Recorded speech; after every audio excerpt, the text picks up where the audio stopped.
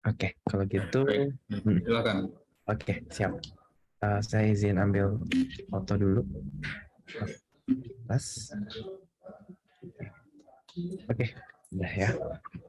Bentar. Recording in progress. Oke, baik.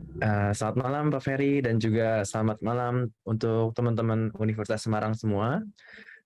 Kita masuk ke pertemuan kedua ya di pemrograman framework ini. Terima kasih yang semua udah join dan juga kesempatannya dari Pak Ferry juga untuk saya bisa sharing dan juga membawakan materi untuk teman-teman Universitas Semarang semua di malam hari ini. Oke, sekarang bentar ya, saya mau share screen dulu.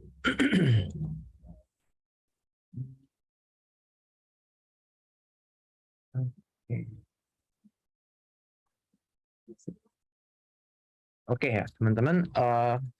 Jadi minggu ini pertemuan ini kita akan mulai membahas ya apa aja yang akan kita bisa kita buat menggunakan Laravel. Jadi ini lanjutan dari materi yang kemarin tentang framework Laravel dan kita di kesempatan minggu ini kita akan coba membuat nanti akan mencoba membuat aplikasi simple menggunakan framework Laravel. Di PPT-nya udah disediakan juga codingannya. Jika teman-teman ingin ikut langsung membuat juga di laptop teman-teman atau mungkin di komputer teman-teman, boleh banget. Dan misalnya selama kita nanti membuat aplikasi dari teman-teman ada mau bertanya, misalnya dari instalasinya error atau bagaimana, bisa langsung ngomong aja. Nanti mungkin aku bisa bantu ngedebugnya, misalnya errornya di bagian mana atau mungkin ada konfigurasi yang salah. Kalau teman-teman yang mungkin emang nggak bisa juga nggak apa-apa. Nanti file PPT-nya aku bantu upload ke itu ya learning management system-nya supaya ntar teman-teman bisa coba juga sendiri lewat PPT-nya sendiri udah ada step by step-nya juga, jadi nanti bisa langsung coba aja, teman-teman tinggal langsung install aplikasi-aplikasi yang dibutuhkan dan nanti juga udah ada komen-komennya untuk membuat aplikasinya itu bagaimana. Oke, tapi sebelum itu aku juga bakal ngebahas tentang request-request dari teman-teman juga yang kemarin. Jadi kurang lebih ini daftar isi yang akan kita pelajari hari ini. Pertama kita akan membahas request materi ya dari teman-teman ini dari pertemuan satu. Kebetulan ada juga yang nanya bagaimana cara membuat aplikasi sederhana ya. Jadi itu pas banget kita hari ini bakal ngebuat aplikasi sederhana menggunakan Laravel. Jadi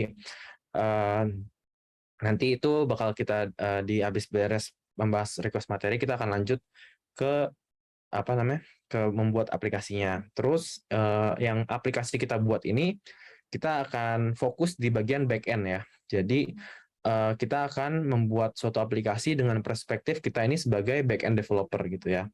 Nah, nanti minggu depan rencananya kita akan fokus ke bagian front end-nya. Jadi nanti diharapkan teman-teman juga udah bisa membedakan ya bagaimana perspektif dalam kita sebagai back end developer ataupun jadi front end developer ya. Jadi nanti teman-teman juga bisa mengetahui kalau misalnya jadi full stack developer atau yang buat ya full stack itu seperti back end dan juga front end juga gitu, itu perspektifnya seperti apa gitu ya. Oke, terus ya dan dicampur dengan materi-materi dan juga nanti kita di akhir sesi ada kuis lagi ya guys. Jadi kuisnya ini sama nanti pakai Kahoot dan teman-teman bisa join, yang tertinggi bakal sama ya hadiahnya seperti minggu lalu.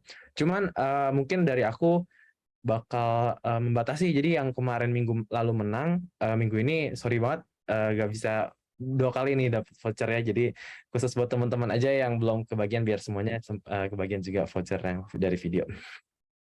Oke, kalau gitu paling itu aja dari daftar isinya. Kita akan mulai ya dari pertama yaitu pembahasan request materi dari teman-teman semua.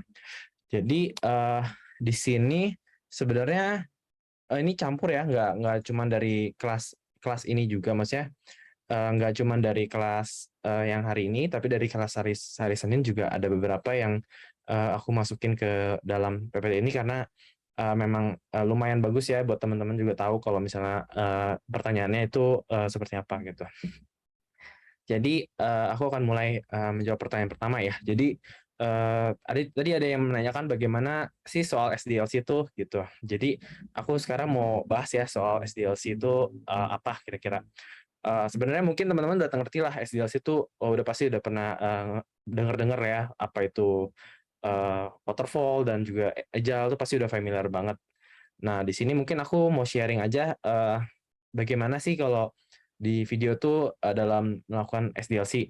Oke, intinya sih SDLC pada umumnya tuh dari tahapannya itu paling utama ya 6 tahapan yang ada digambar di PPT ini. Yang pertama, semua pasti akan melalui tahap-tahap ini semua gitu ya. Walaupun itu pakai waterfall atau agile itu semua pasti akan akan melalui tahapan-tahapan yang seperti yang sudah ada di gambar ini. Jadi yang membedakan itu biasanya dalam agile sama waterfall itu output-nya gitu. Kalau misalnya agile kita output-nya itu bertahap, jadi biasanya dari dipisah-pisah gitu, jadi beberapa kali iterasi. Kalau waterfall langsung brek semua hasilnya jadi produk terakhir gitu yang udah super dan juga udah sesuai dengan keperluan gitu ya. Kalau dibilang kapan butuh waterfall, kapan butuh agile tuh sebenarnya itu tentatif tergantung dari apa yang kita mau buat. Jadi nggak ada yang bilang kayak oh pasti yang bagus tuh agile atau pasti yang bagus tuh waterfall. Dua-duanya bagus, tapi harus digunakan untuk project yang benar gitu ya. Jadi misalnya contoh kalau aku misalnya membuat project freelance gitu ya, kita udah tahu keperluannya apa, udah tahu butuhnya seperti apa aja fiturnya. Nah itu lebih bagus kita pakai waterfall karena bisa menghemat waktu, biaya dan juga mempersingkat waktu dalam pengembangannya gitu ya. Kalau misalnya ternyata kita buat dapat proyeknya, tapi ternyata oh ini berkelanjutan sampai bertahap-tahap gitu ya. Mungkin kita lebih bagus pakai agile karena nanti dalam proses pengembangannya itu bakal ada perubahan-perubahan yang mungkin tidak akan dari awal tuh belum tahu gitu perubahan itu. Jadi ini tergantung banget kalian mau melakukan membuat software yang requirement-nya itu udah tahu dulu atau belum. Nah, kalau di video kita untuk software development life cycle-nya kita menggunakan prinsip extreme programming. Extreme programming ini salah satu manifesto dari Agile juga. Jadi dia termasuk dari Agile. Agile tuh ada banyak ya, ada Scrum, Kanban, Lean itu semua sebenarnya masuknya ke dalam Agile ya. Terus kalau extreme programming itu yang paling terkenalnya itu kita menggunakan prinsip test driven development. Test driven development itu apa sih? Jadi saat kita mulai bikin suatu fungsi ya, suatu fitur atau suatu apa, kalau bayangannya dalam suatu website, kita tuh akan melakukan coding untuk tesnya dulu gitu. Jadi kita lakuin tesnya dulu, baru kita buat fiturnya gitu. Kalau misalnya let's say kita mau buat fitur menghitung luas persegi ya, kita bakal ngetes dulu nanti fungsinya luas persegi itu outputnya harusnya misalnya 2 kali 2, misalnya panjang perseginya tuh sisinya 2 cm, hasilnya nanti harus luasnya 4 cm gitu. Jadi kurang lebih kita tulis tesnya dulu, baru kita bikin fungsinya gitu. Itu yang terpenting dari machine programming supaya test coverage-nya, jadi itu ada istilah di mana suatu aplikasi itu tercover oleh tes itu 100% gitu. Jadi diharapkan setelah kita menggunakan test driven development ini, kita programnya tuh bagus banget gitu, nggak banyak bug dan juga sesuai dengan keperluan. Jadi pas lagi user dapet itu udah pasti nggak ada error dan juga udah pasti sesuai dengan apa yang kita sudah bikin gitu ya. Dan selanjutnya itu yang paling terkenal itu namanya pair programming. Jadi pair programming itu kita tuh kalau coding kita tuh coding berdua, kita nggak pernah sendiri. Jadi pair programming ini istilahnya ada 2 orang tapi ngerjain satu hal yang sama. Jadi biasanya ganti-gantian gitu. Yang satu coding, yang satu ngeliatin gitu. Hal ini sih extreme programming itu membuat kayak kita tuh itu ya lebih dari 2 perspektif ya gitu ya. Jadi menghasilkan code yang lebih optimal gitu dan juga meningkatkan produktivitas karena ada satu orang yang ngeliatin gitu kan, kalau kitanya yang satunya nggak ngapa-ngapain, yang satunya juga jadi nggak ngapa-ngapain kan, pasti jadinya program ini meningkatkan produktivitas dalam programming dari segi apa? Dari segi kita bekerjanya dan juga dari kita memprogramnya itu lebih baik dengan pre-programming. Terus sisanya seperti kita langsungkan refactoring, code standards, ya, seperti clean code principle gitu ya, yang pada umumnya standar ya, kurang lebih di manifesto lain juga mengadopsi hal itu gitu. Paling itu sekitar tentang SDLC ya, yang aku sempat dapat pertanyaan dan ingin share ke teman-teman.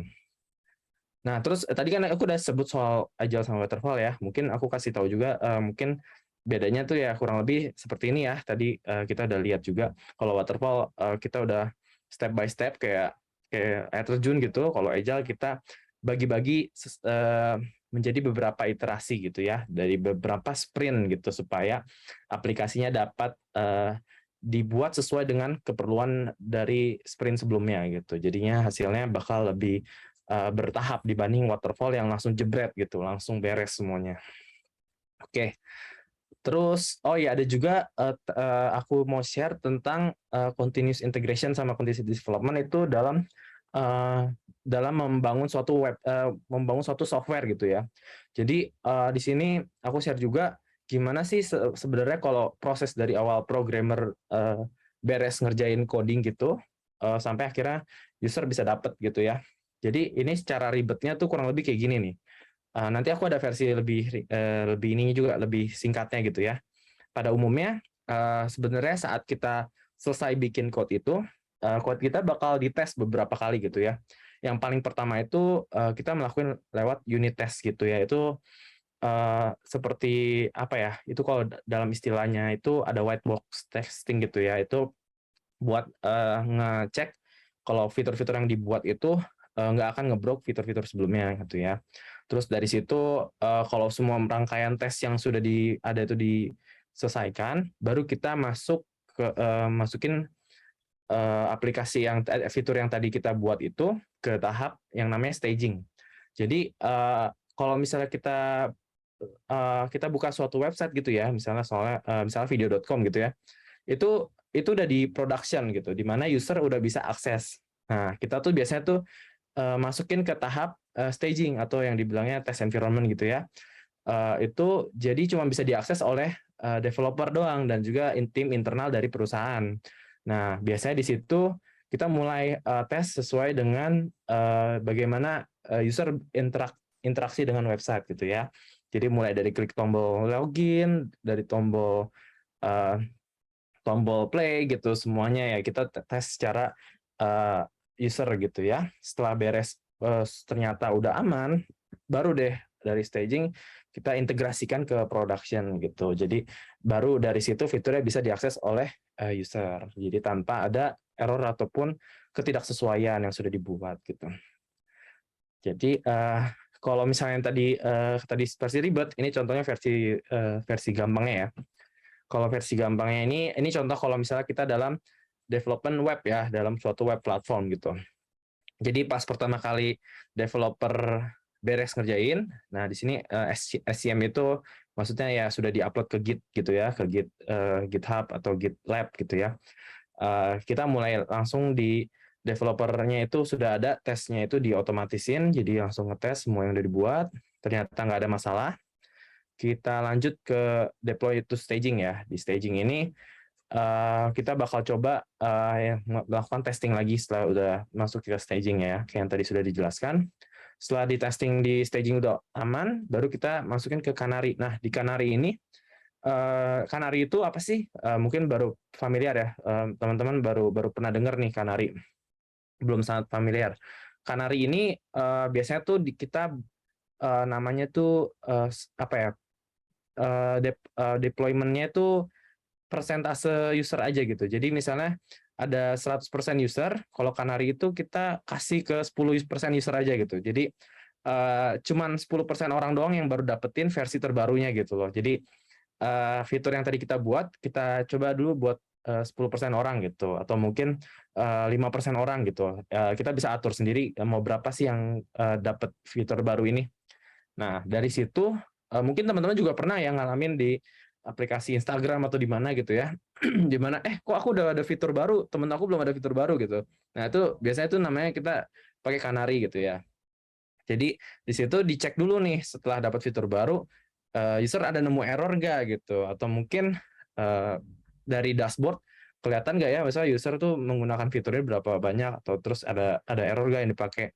Nah, jadi setelah 10% orang itu ternyata nggak ada error sama sekali, baru kita akhirnya 100% kasih ke semua user gitu. Tapi ternyata misalnya dalam 10%, oh ada 2% orang, pokoknya sekitar dari 10% itu banyak banget error gitu ya.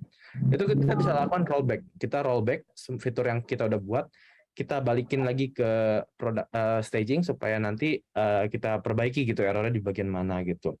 Itulah fungsinya Canary ya. Jadi biasanya itu untuk kita dalam melakukan deployment to production ya, untuk kita mau merilis fitur baru kepada user. Setelah udah beres, baru deh akhirnya user bisa menikmati fitur baru yang udah kita buat di website.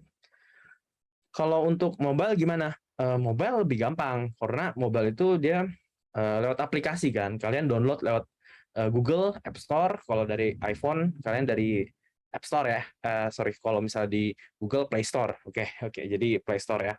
Gampang banget. Jadi kalau user yang misalnya si developer udah bikin, biasanya fiturnya itu yang udah ada fitur barunya itu dibuat di generate gitu ya, di generate APK sama IPA-nya itu nanti APK sama IPA-nya itu langsung dites aja gitu. Dan ternyata kalau misalnya sudah sesuai dengan apa yang sudah dibuat, itu langsung kita upload aja ke Google Play Store atau kita upload ke App Store Connect gitu ya, dari iOS. Nah, di situ nanti dari Apple bakal nge-review, dari Google bakal nge-review. Kalau misalnya sudah beres, nanti udah ada versi terbaru, dan jadi nanti kalau kalian buka lagi di App Store ada tulisan update gitu ya, update aplikasinya gitu, atau mungkin ada pemberitahuan kalau misalnya udah ada versi terbaru nih gitu. Jadi mobile tuh nggak sesulit yang di website.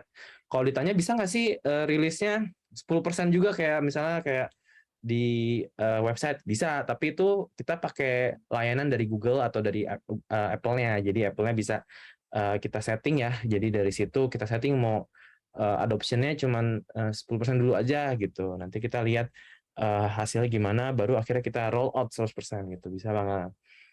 Terus kalau nemu bug di mobile gimana? Nah, kalau misalnya ternyata kita udah rilis gitu ya, terus tiba-tiba ada fiturnya error gitu, kelewat di versi testing, di tahap testing sebelumnya, itu kita bisa namanya tuh upload namanya hotfix ya, hotfix. Jadi kita upload versi terbaru dan langsung di-approve oleh si Google gitu. Biasanya kan kalau review kita mau update baru itu agak lama ya, karena Google harus review atau Apple harus review dulu. Nah, kalau kita langsungin hotfix itu biasanya langsung cepet di-approve, terus nanti di log-nya ya, kalau misalkan suka buka store page gitu, itu dikasih tahu ada hotfix bug apa gitu. Biasanya gitu kalau misalnya di mobile platform ya.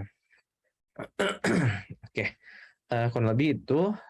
Terus ada juga kemarin pertanyaan bagaimana membuat sistem aplikasi dari awal hingga selesai. Jadi kalau dari pertanyaan ini, aku sebetulnya pada umumnya ya, jawabannya itu adalah SDLC gitu. Jadi bagaimana sih cara bikin aplikasi dari, ya kita pakai life cycle gitu, harus dari step awal planning, kita cari requirement gathering-nya, terus kita mulai desain, development, testing, sama maintenance gitu ya. Cuman yang aku sharing pendekatan yang sering kita gunakan gitu ya di video gitu ya, kita sering banget kalau misalnya buat suatu fitur ya, kalau misalnya kita udah ada aplikasi tapi fitur gitu ya, dan aku juga biasanya kalau buat aplikasi itu mulai dari yang namanya tuh MVP ya. Jadi MVP itu apa sih? MVP itu minimum viable product. Jadi gunanya apa? Dia tuh kita membuat aplikasi ya, aplikasi itu yang bisa digunakan dulu gitu. Jadi bisa digunakan secara fungsional gitu ya. Kalau misalnya kita di contohnya ya, misalnya kita mau bikin mobil, kita ya mungkin mulai dari bikin apa ya, ya mungkin mobilnya yang biasa-biasa aja tapi yang bisa jalan gitu ya. Jadi kalau misalnya ternyata kayak misal mau kayak sharing soal Gojek gitu ya, Gojek dulu sebelumnya belum punya aplikasi, dia kayak cuman lewat call center gitu, call center. Dari call center itu ntar orang bakal nelpon lagi tukang ojek di pangkalan gitu.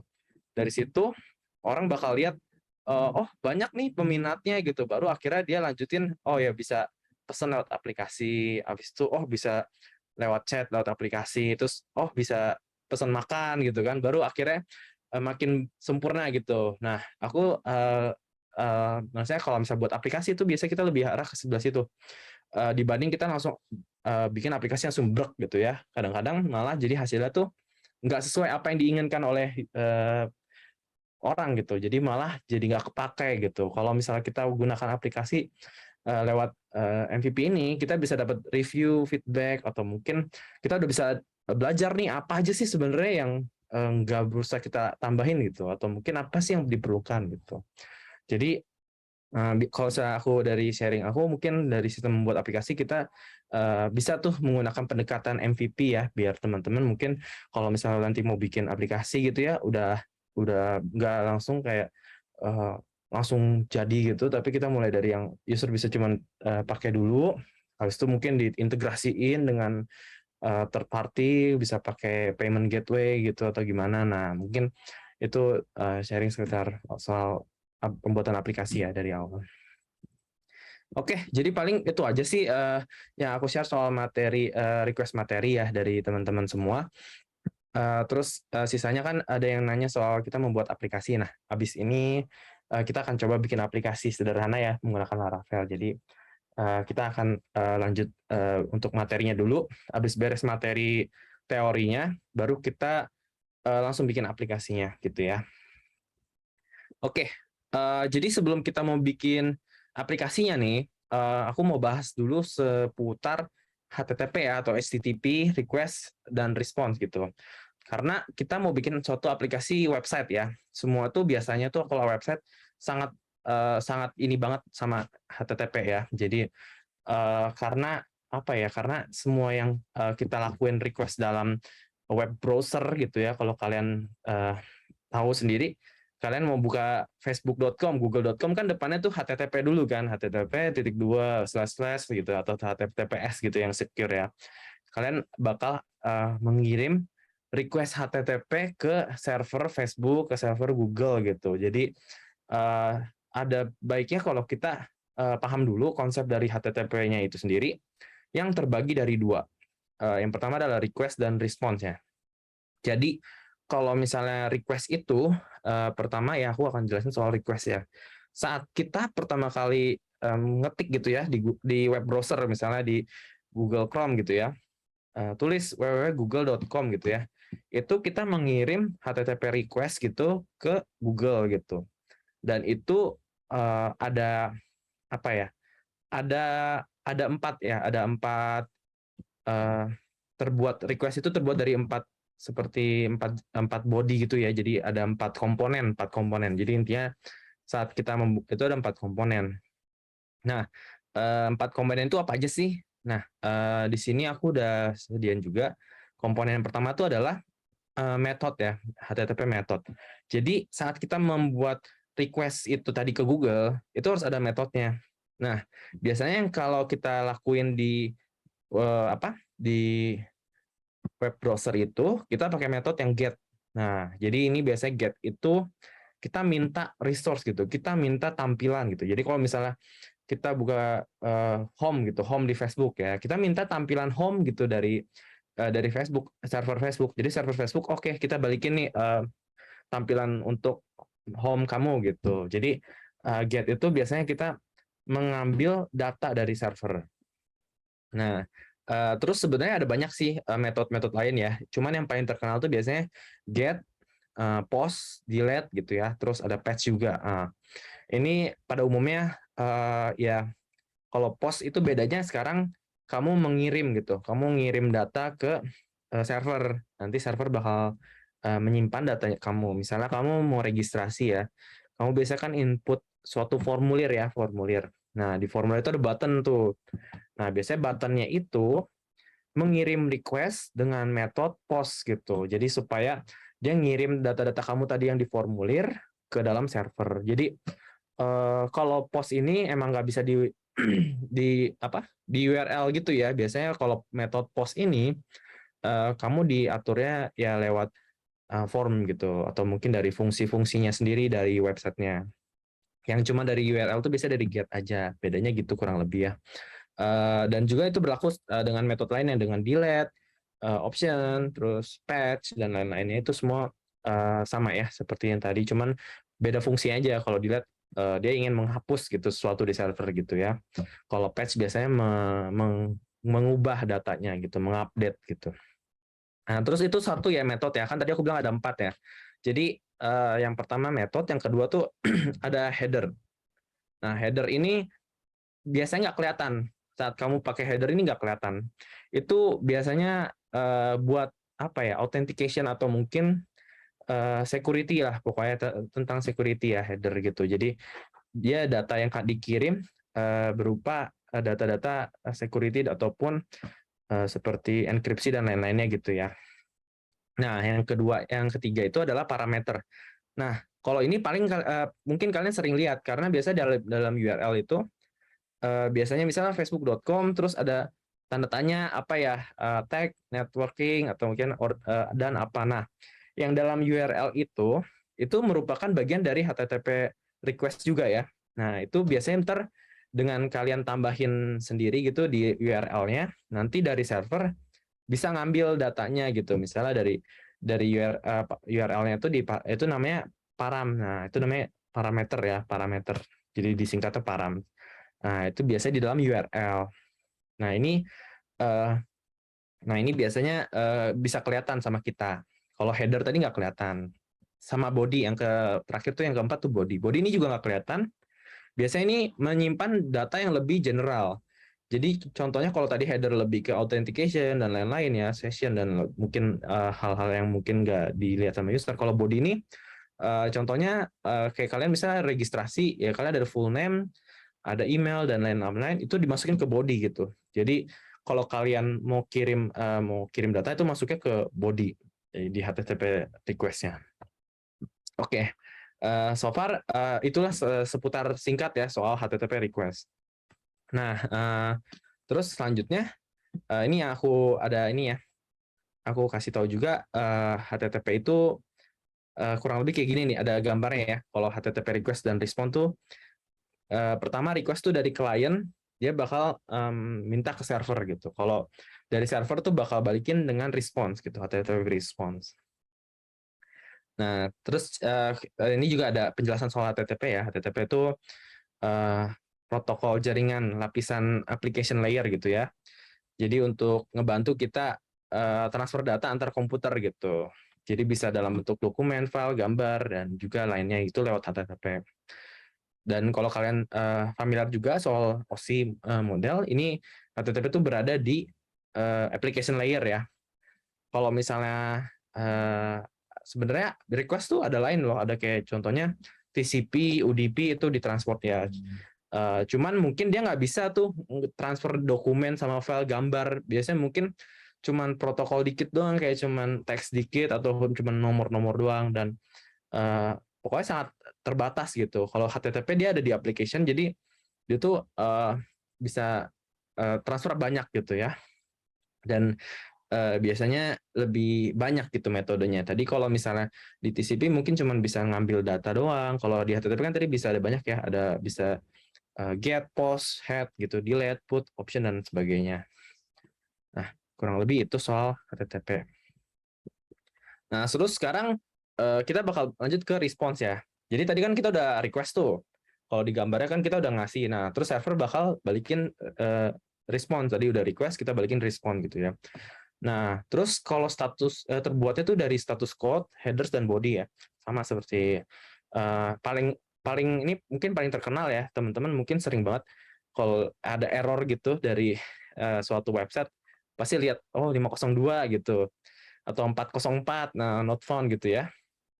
Nah, ini tuh sebenarnya ada ininya, ada artinya gitu dan ada penjelasannya ya, teman-teman. Biasanya kalau kita lakuin responsnya itu berhasil itu biasanya 200. Cuman 200 jarang kelihatan kan, karena 200 tuh biasanya emang nampilinnya udah bener gitu. Jadi jarang banget kalian nemu kode 200 ya. Tapi 200 tuh biasanya kalau kita lihat lewat browser itu bisa ada code-nya itu 200. Tapi yang paling sering ditampilin itu biasanya 400 dan 500 ya. Kalau yang 100 ini biasanya cuma info doang, kalau yang 300 ini responsnya nge-redirect gitu. Jadi biasanya habis dari habis request dibalikin ke URL lain gitulah kalau 300. Nah, terus kalau 400 sama 500 bedanya apa? Nah, kalau 400 tuh biasanya kasih tahu kalau kesalahannya tuh ada di klien. Jadi ada di kita nih yang salah kalau 400. Contohnya misalnya kamu cari google.com terus google.com terus habis itu slash apa-apa gitu yang nggak ada di Google gitu ya. Dia bakal balikin 404 karena oh ini nggak ada gitu ya. Ini nggak ada gitu. Atau mungkin kamu ke suatu website terus kayak kamu nggak punya akses ke dalam websitenya. Nah, biasanya tuh dia kasih error 403 gitu ya, atau 402.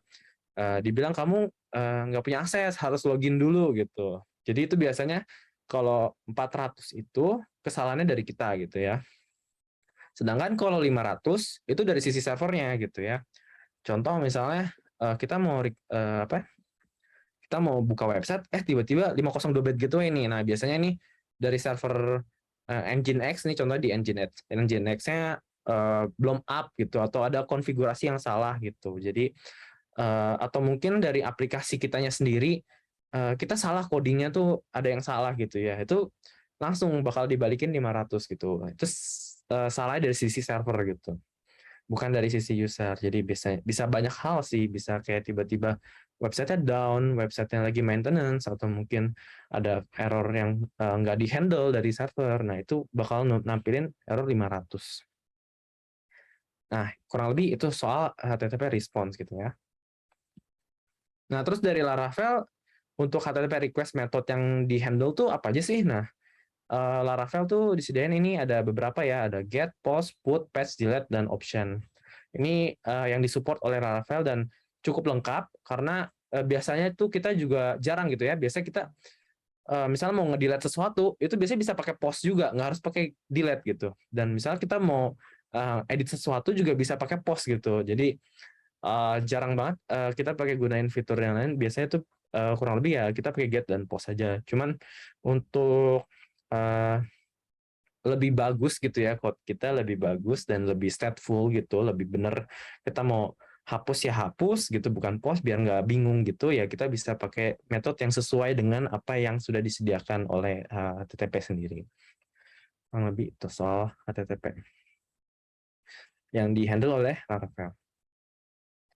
Oke, jadi nanti tuh kita akan buat sebuah API ya, teman-teman. Mungkin ada yang udah pernah dengar, cuman aku akan jelasin juga. Mungkin ada yang baru pernah dengar juga API itu apa sih? API itu seperti apa ya? Suatu uh, suatu jembatan gitu ya, supaya suatu sistem dapat berinteraksi dengan sistem lain gitu. Jadi API ini sebagai jembatan gitu. Jadi biasanya kalau misalnya kamu buka misalnya let's say dari aplikasi yang mungkin teman-teman familiar ya, Tokopedia gitu ya. Nah, itu biasanya dia ada API untuk seller gitu ya. Misalnya penjualnya punya aplikasi sendiri gitu. Kita punya aplikasi sendiri, pengen integrasi dengan Tokopedia gitu ya. Nah, itu biasanya dari Tokopedia nyediain nih. Oh, kita ada API dokumentasi, kamu bisa coba lihat gitu ya dari API kami ini kira-kira bagaimana bisa berinteraksi antara aplikasi Anda dengan aplikasi Tokopedia gitu. Jadi aku lupa waktu itu aku udah share atau belum. Jadi contohnya tuh uh, contohnya ya kayak gini ya. Mungkin kalau kalian waktu itu aku lupa ya udah share di pertemuan ini atau di yang pertemuan sebelumnya. Jadi kurang lebih dia tuh benar-benar kayak cuman apa ya, cuman berupa request dan juga nggak ada tampilan sama sekali gitu. Karena biasanya cuman mau ngambil data dari aplikasi Tokopedia dan juga mau ngambil data dari kita gitu. Jadi antara aplikasi dengan aplikasi gitu. Nah, terus contoh jenis-jenis API itu apa aja? Sebenarnya ada banyak ya, ada SOAP API, ada RPC API, HTTP API, dan REST API.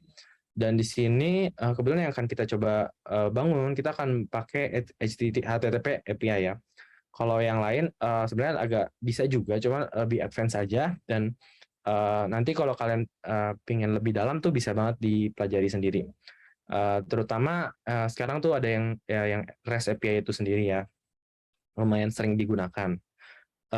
Dan ada juga yang RPC ini sendiri dan juga SOAP. SOAP ini sebenarnya versi lamanya ya, versi lama dari API. Sekarang udah hampir jarang banget yang pakai, karena rata-rata semua pakai REST API. REST API itu lebih apa ya? Lebih upgrade-an lah dari HTTP API yang akan kita buat gitu. Oke. Terus kita akan kasih lihat contohnya ya, kalau di Laravel tuh API itu kayak gimana. Nah, ini contohnya nanti yang akan kita buat tuh dia akan ada di folder routes. Di folder routes itu ada sediain API. Nanti kalau misalnya kita punya aplikasi, nanti tuh di direktorinya tuh di URL-nya tuh bakal ada slash API gitu ya. Jadi misalnya kalau ntar kita dicoba di localhost, ya localhost portnya slash API slash mahasiswa gitu ya, contohnya kan kita buat. Terus misalnya kita pingin tambahin API lain juga bisa, nanti ada di slash mahasiswa input mahasiswa gitu ya, buat misalnya API-nya untuk menambahkan data mahasiswa gitu. Ini udah disediain oleh Laravel, jadi kita nggak usah bikin lagi gitu, karena bedanya itu saat kita ngelakuin API ini, kita nggak diproteksi oleh seperti yang by default oleh Laravel itu udah ada, yang sempat aku bahas ya, seperti autentikasi, CSRV token itu di API nggak disediakan, karena kita merasa kalau misalnya Laravel merasa kalau misalnya untuk API ini kita harus bikin sendiri untuk autentikasi dan lain-lainnya, karena biasanya API itu disediain token ID dan juga authentication key, jadi ada kunci, ada token dan semuanya gitu untuk memperkuat sistem dari API kita sendiri gitu dari segi keamanan. Oke, jadi kita akan coba membuat suatu aplikasi API dari Laravel. Sebelumnya, apakah ada pertanyaan dari teman-teman? Belum ada ya, sepertinya.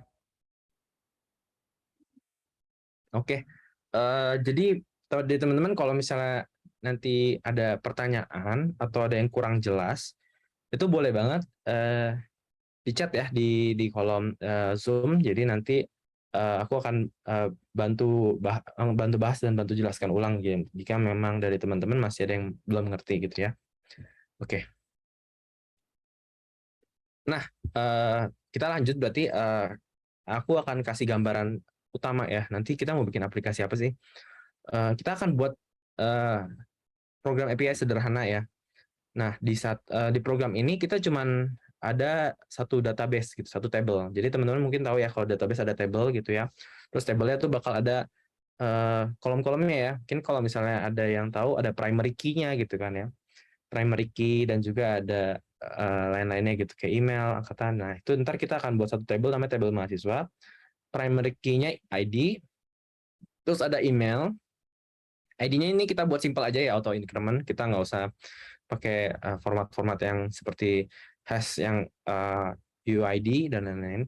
Kita pakai auto increment aja 1 sampai 10. Terus kita nanti ada email juga. Email ini kita akan buat unik ya. Jadi nggak boleh ada email yang sama dari satu inputan ya. Terus ada angkatan, tipenya string, jurusan string, dan juga ada status ya, status boolean. Jadi contohnya statusnya aktif atau tidak aktif itu true or false ya, seperti pada umumnya boolean.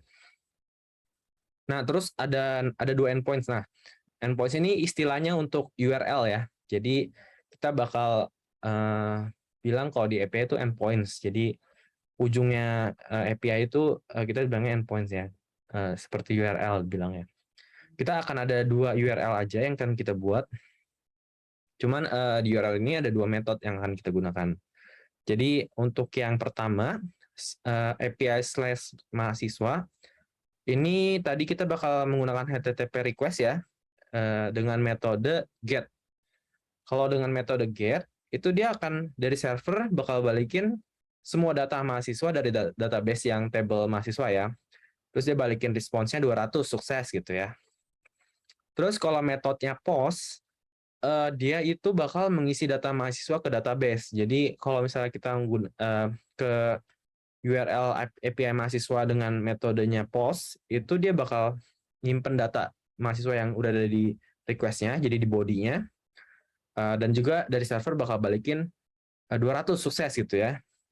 Tapi sebaliknya jika misalnya ternyata pas dia mau isi data itu ternyata emailnya udah ada, dari server bakal balikin 400 email telah terdaftar gitu. Tapi data mahasiswa nggak disimpan ke database ya. Dan yang selanjutnya kita akan ada endpoint kedua ya. Endpoint kedua ini ada query params-nya nih. Jadi API itu slash mahasiswa kan, tapi ada slash lagi, slash ID. Nah, jadi ini bakal lebih spesifikin mahasiswa yang mana gitu ya, sesuai dengan ID primary key-nya. Jadi kalau kita pakai metodenya get, itu dia bakal nampilin data mahasiswa itu secara spesifik ya, terus responsnya itu 200, sukses. Kalau nggak ada, kita pasti 404 not found gitu ya. Nah, terus misalnya ada metodenya post, kita ini bakal ngubah datanya itu. Jadi kalau kita pakai metode post, data yang tadi misalnya ID-nya 1, kita ubah sesuai dengan request dari postnya itu sendiri gitu ya. Dari mulai datanya dan lain-lainnya semua itu disesuaikan. Kalau dia nggak ketemu sama 404 not found. Dan yang terakhir, ada metode delete ya. Dan di delete ini dia bakal menghapus data mahasiswa yang itu gitu di dalam database. Tapi kalau dia misalnya nggak nemu, misalnya ID-nya nggak ada sama seperti sebelum-sebelumnya, bakal kasih 404 not found ya. Oke, kurang lebih itu aplikasi yang akan kita bikin. Ini sebenarnya basic banget, dan setelah kalian udah coba ini, kalian bisa tuh coba mungkin table baru lagi gitu ya, yang mungkin lebih kompleks, misalnya ada universitas, tapi pada intinya konsepnya tuh sama. Ini kita akan coba nampilin, mengubah, menghapus, nampilin semua data. Tapi dari sini kita nggak ada tampilan sama sekali. Mungkin kalau kalian biasanya udah pernah bikin website, nanti kan biasanya dari database ditampilin ke halaman depan gitu ya. Nah, itu nanti kita akan bahas di minggu depan gitu. Itu lebih ke front end. Kalau kita di back end, kita nanti lebih ke arah dibalikin datanya aja semuanya. Jadi yang penting data tanpa ada tampilannya. Karena kita nanti cuma fokus di mengelola datanya itu sendiri. Karena tampilannya nanti akan diurus oleh tim front end gitu. Oke, kurang lebih itu penjelasan yang akan kita buat ya. Nah, terus sebelumnya apa aja sih yang kita harus siapin nih kalau kita mau buat aplikasi Laravel ini ya? Nah, yang pertama tuh kalian harus punya komposer di dalam komputer kalian. Bisa di-download di situ, dan di situ udah ada penjelasannya juga kalau kalian pakai Linux, Mac, atau Windows gitu ya. Dan di situ nanti kita bisa install Laravel menggunakan komposer dan juga menggunakan komponen-komponen artisannya dari komposer itu.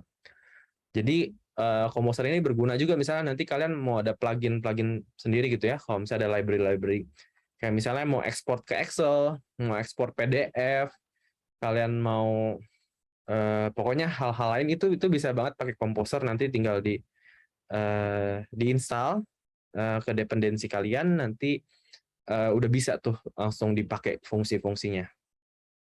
Nah, yang kedua adalah PHP ya, karena framework Laravel untuk bahasa pemrograman PHP, jadi kalau kalian nggak punya PHP, nggak bisa dijalanin, jadi kalian harus punya install PHP ya. Terus DBMS, Database Management System, kalau kalian mau pakai MySQL, bisa coba pakai MySQL Workbench, atau kalian familiar dengan XAMPP, itu udah mantep banget, udah disediain PHPMyAdmin, kalau kalian nanti mau manipulasi database-nya ya. Jadi bisa dua pilihan, kalian ingin pakai Workbench atau XAMPP, atau mungkin database lain yang sudah disediakan ya, kalau kayak PHP Storm itu juga udah ada. Terus ada yang selanjutnya code editor. Nah, ini boleh apa aja, Nanti aku contohin pakai Visual Studio Code. Jadi kalau kalian punya code editor sendiri itu nggak masalah, karena yang penting bisa ya kayak Notepad++ juga bisa digunakan gitu untuk ngedit lain hal. Cuman lebih mungkin aku lebih comfortable di Visual Studio Code karena dia udah banyak sih yang udah biasa digunain di situ. Jadi plugin-pluginnya juga cukup lengkap. Jadi aku rekomendasiin Visual Code karena juga free gitu sih. Oke. Paling itu aja apa yang harus dipersiapin sebelum akhirnya kita akan membuat file Laravel, aplikasi Laravel. Oke, sekarang kita akan coba install ya. Pertama, tadi udah semuanya udah di-download, kalian udah bisa langsung mulai ya bikin. Di sini contoh kita akan buka ya terminal kita. Nah, di terminal ini langsung aja copy ya dari sini. Jadi pilihannya kalian bisa langsung install pakai Composer, atau kalian bisa langsung download Laravel dari GitHub-nya Laravel. Nah, di sini aku akan contohin kalau misalkan download framework Laravel langsung aja di sini nih. Nah, di sini ntar bisa kalian download zip aja di sini. Nah, cuman di sini kan ya kalian harus download dulu ya. Kalau misalnya pakai yang Composer udah bisa langsung kalian ada di folder kalian gitu ya. Contoh di sini kita bakal buat folder ya, contohnya USM gitu ya. Di sini kita langsung aja tulis Composer create project ya, create project. Di sini contohnya simple API lah ya contohnya ya. Simple API. Nah, tulis gitu. Nanti dia bakal nge-install semua yang diperlukan dan udah di-generate juga artisan key-nya. Nah, sini contohnya kita sudah berhasil ya. Sudah berhasil mendownload semuanya. Nah, sekarang kita tinggal langsung aja buka di kode editor kita gitu. Kalau aku di sini kita bakal pakai Visual Studio Code ya. Nah, jadi di sini tinggal kita open aja. Tadi udah download di bagian ini ya, di bagian workspace di Andes Wijaya USM Simple API. Nah, ini dia. Pas tadi kita udah download semua ini, by default tampilannya bakal kayak gini ya. Dan juga struktur dari foldernya bakal seperti ini. Oke, lanjut lagi kita buka PPT-nya. Karena kita sudah sesuai dengan sini ya, udah install juga, udah beres. Kita lanjut ke tahap berikutnya. Setelah kalian download, pastiin langsung setting.env-nya ya. Titik .env ini mendeklarasikan environment aplikasi yang akan kalian buat ya. Di sini pertama .env itu ada di root directory, di sini ada. Nah, di sini kalian ubah namanya aplikasinya gitu ya, API gitu misalnya. API USM. Nah, terus kalian juga bisa ubah environment-nya. Tapi mungkin kita paling pertama tuh harus ubah itu yaitu bagian database-nya. Di sini kalian sesuaiin nama database yang sudah disediain. Contohnya mungkin di sini kita bakal buat database yang akan apa ya? Yang akan kita buat tabelnya mungkin tabel USM gitu ya. USM Simple API. USM API aja langsung ya. USM API. Terus jangan lupa itunya username sama password kalau ada. Di sini aku kebetulan di laptop ini passwordnya 1 sampai 8. Dan tinggal di save aja. Terus di sini kalau misalnya kalian mau setting untuk kirim email juga bisa ya pakai SMTP misalnya. Kalau habis registrasi dikirim email konfirmasi atau mau reset password ini kalian tinggal ubah aja di sini mailnya apa. Dan ada banyak sih, ada buat AWS juga, di sini ada buat Redis juga bisa di sini. Oke, setelah udah diubah itu seputar database dan juga diubah password untuk database dikonfigurasi, kita lanjut ke step selanjutnya ya di sini. Nah, di sini yang akan kita buat ini sesuai dengan soal ya tadi yang sesuai dengan practice, kita bakal punya 2 endpoint. Tapi kenapa di sini endpoint-nya ada 5 ya? Soalnya di sini kita ada metode yang berbeda gitu ya. Jadi di sini pertama adalah metode get. Nah, sesuai dengan sini ya metode get dan juga metode post gitu. Jadi di dua metode yang di satu URL yang sama di slash mahasiswa itu bisa dipakai dua metode yang berbeda gitu. Jadi slash mahasiswa kalau misalnya get dia bakal menjalankan fungsi get all data mahasiswa gitu ya. Sedangkan kalau metodenya post dia bakal menjalankan fungsi insert data mahasiswa gitu di mahasiswa controller.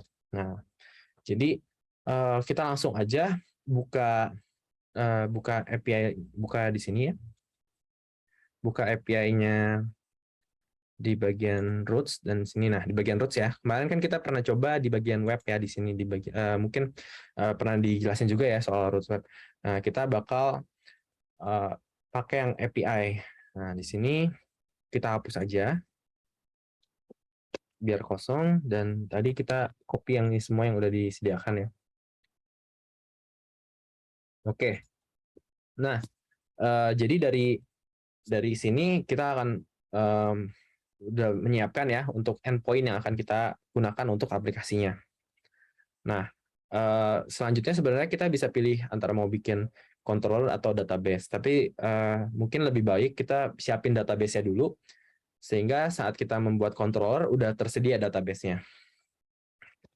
Nah, untuk selanjutnya di sini aku kasih tahu kita bisa memulai dengan men-setting models dan migration.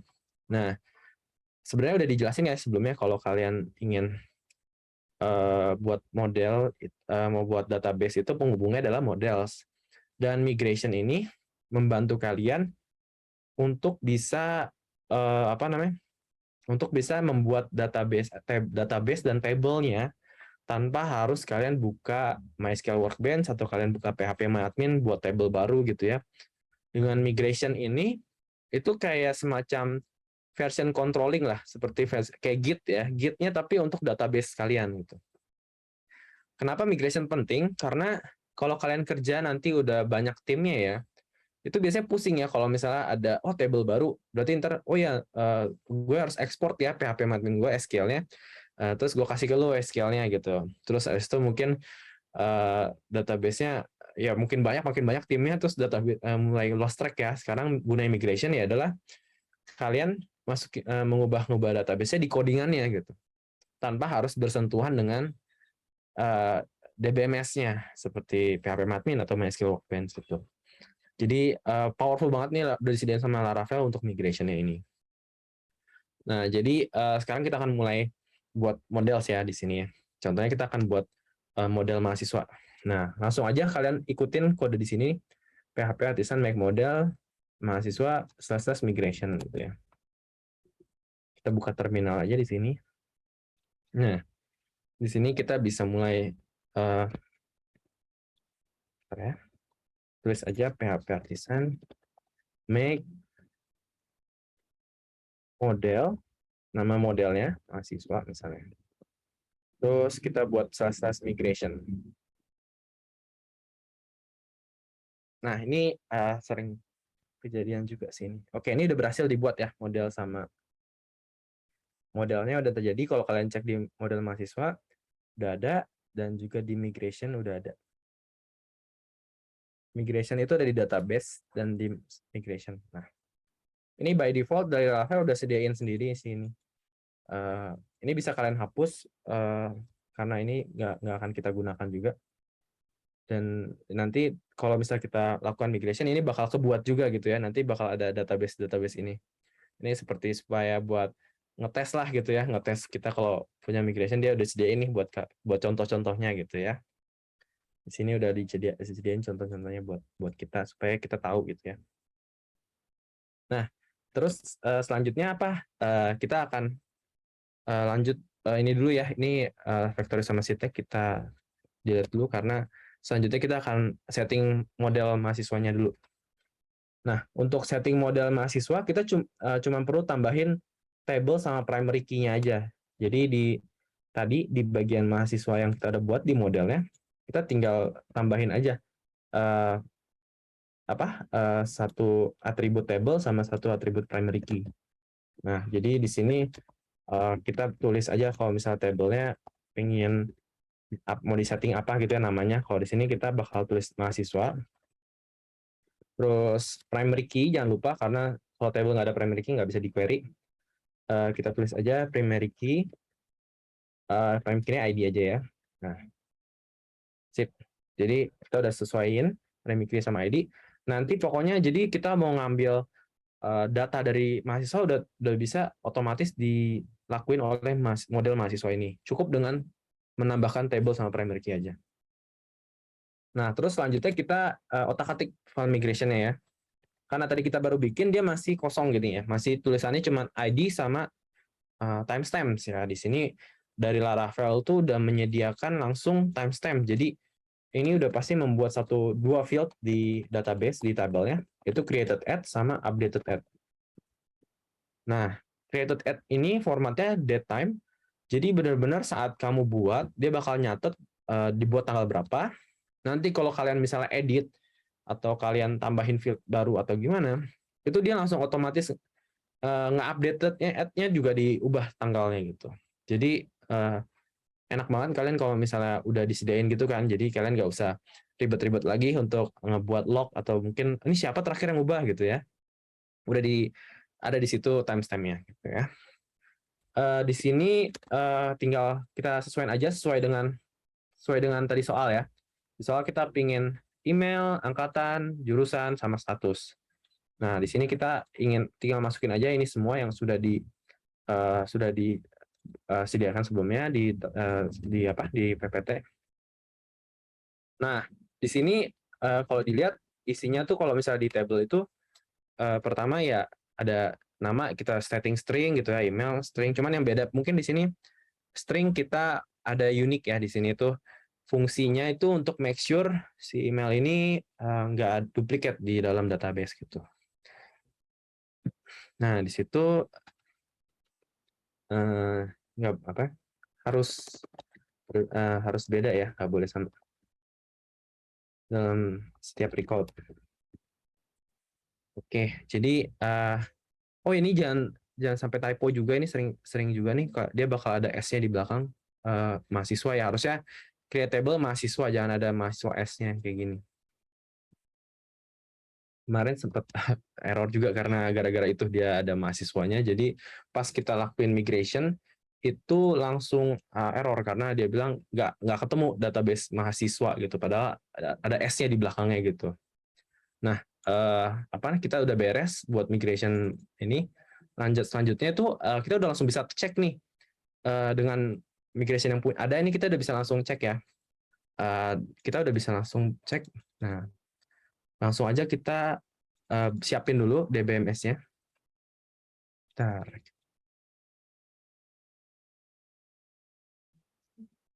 Sini aku pakai MySQL Workbench ya.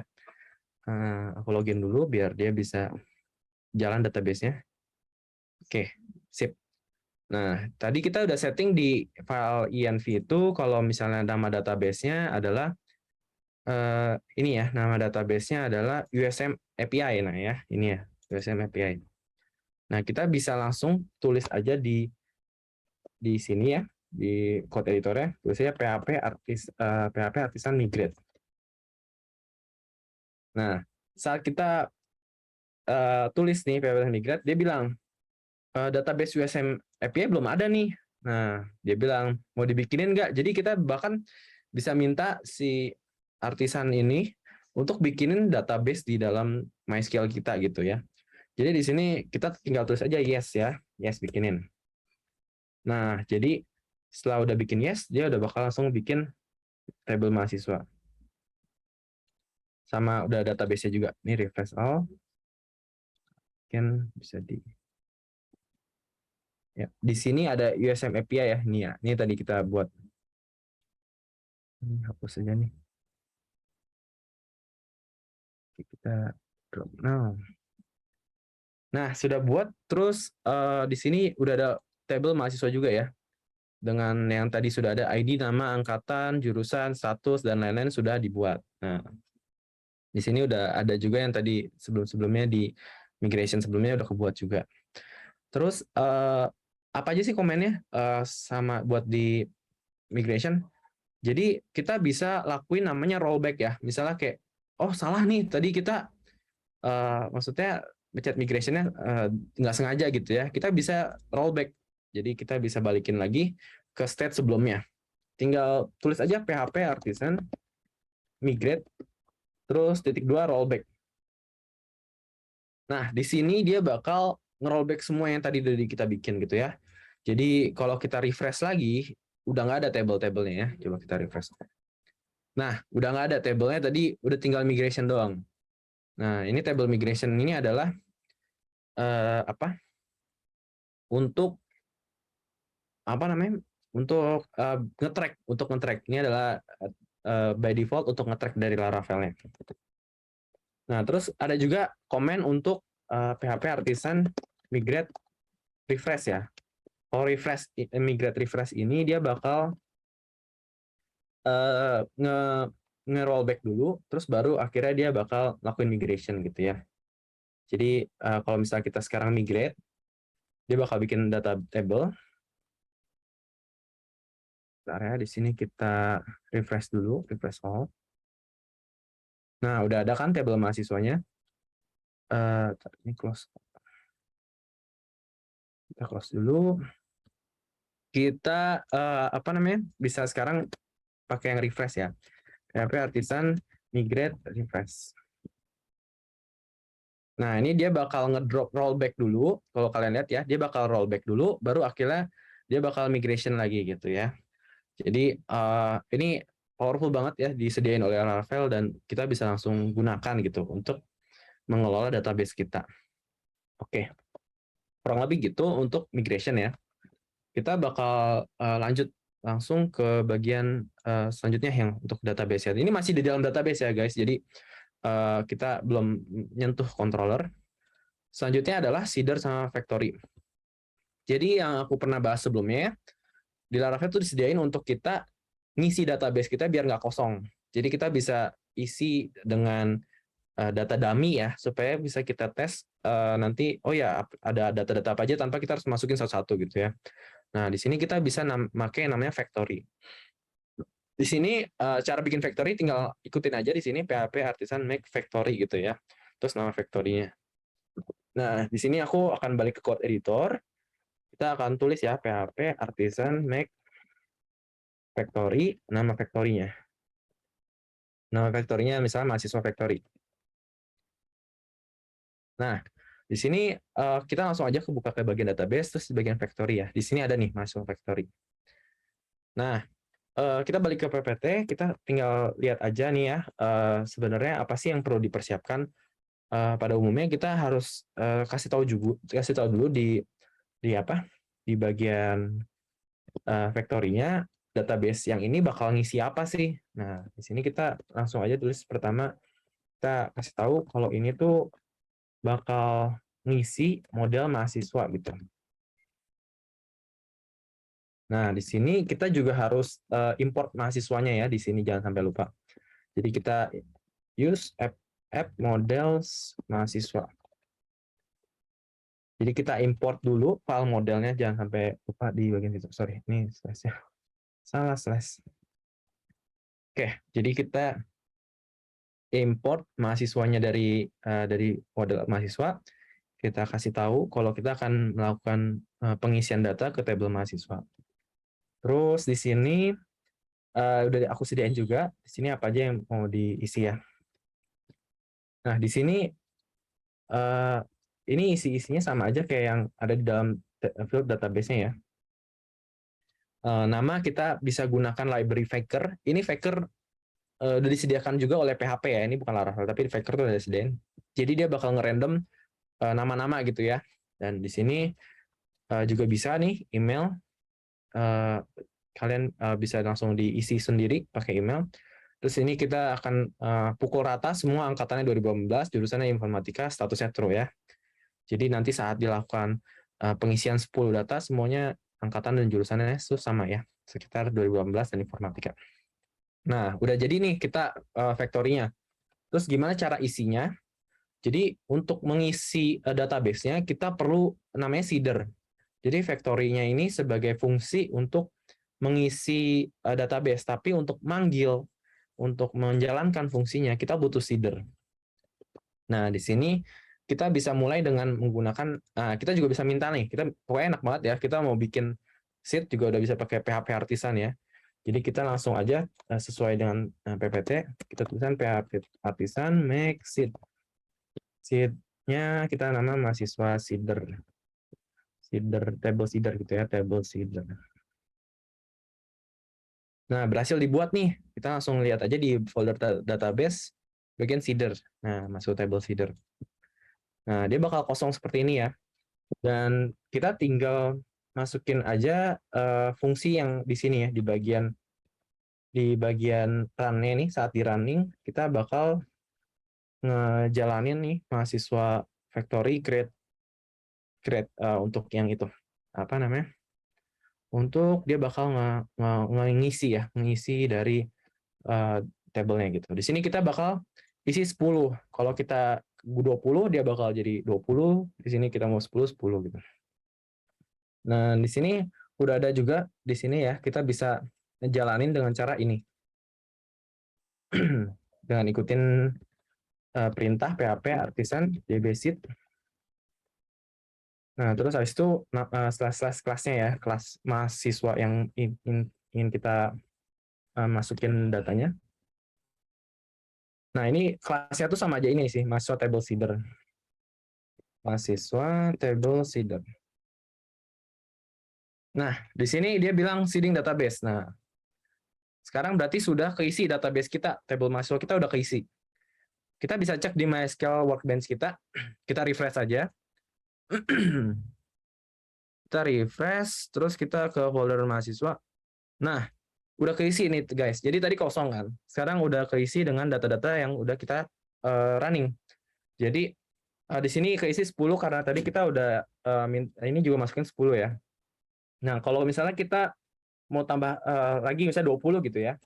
Tinggal ubah aja di sini 20, terus kita running lagi ya, PHP Artisan dbseed kelasnya mahasiswa table seeder lagi. Nah, nanti dia bakal, kalau kita refresh lagi di sini, kita select lagi 1000 row dari teratas. Nah, udah nambah ya, jadi 10 terus tambah 20, jadi 30. Sekarang udah ada 30 row ya di sini ya. Nah, jadi kalian udah bisa isi database, kalian bisa ubah buat table, buat database, dan lain itu lewat codingan aja. Jadi ini tuh yang membuat Ravel tuh yang kita bilang memudahkan ya dalam membuat website tuh. Dan lebih banyak banget fitur yang tersedia dan kalian bisa explore sendiri ya, karena mungkin di sini terbatas, tapi aku cuma ngasih mungkin sedikit konsep aja buat teman-teman, dan kalau misalnya memang teman-teman tertarik bisa memperdalamin. Dan yang aku bilang Ravel tuh komunitasnya besar banget, kalian bisa coba cari-cari searching di Google tuh semua tersedia gitu ya. Jadi lumayan membantu untuk mempelajarinya. Jadi udah beres nih database-nya, kita udah beres semua database.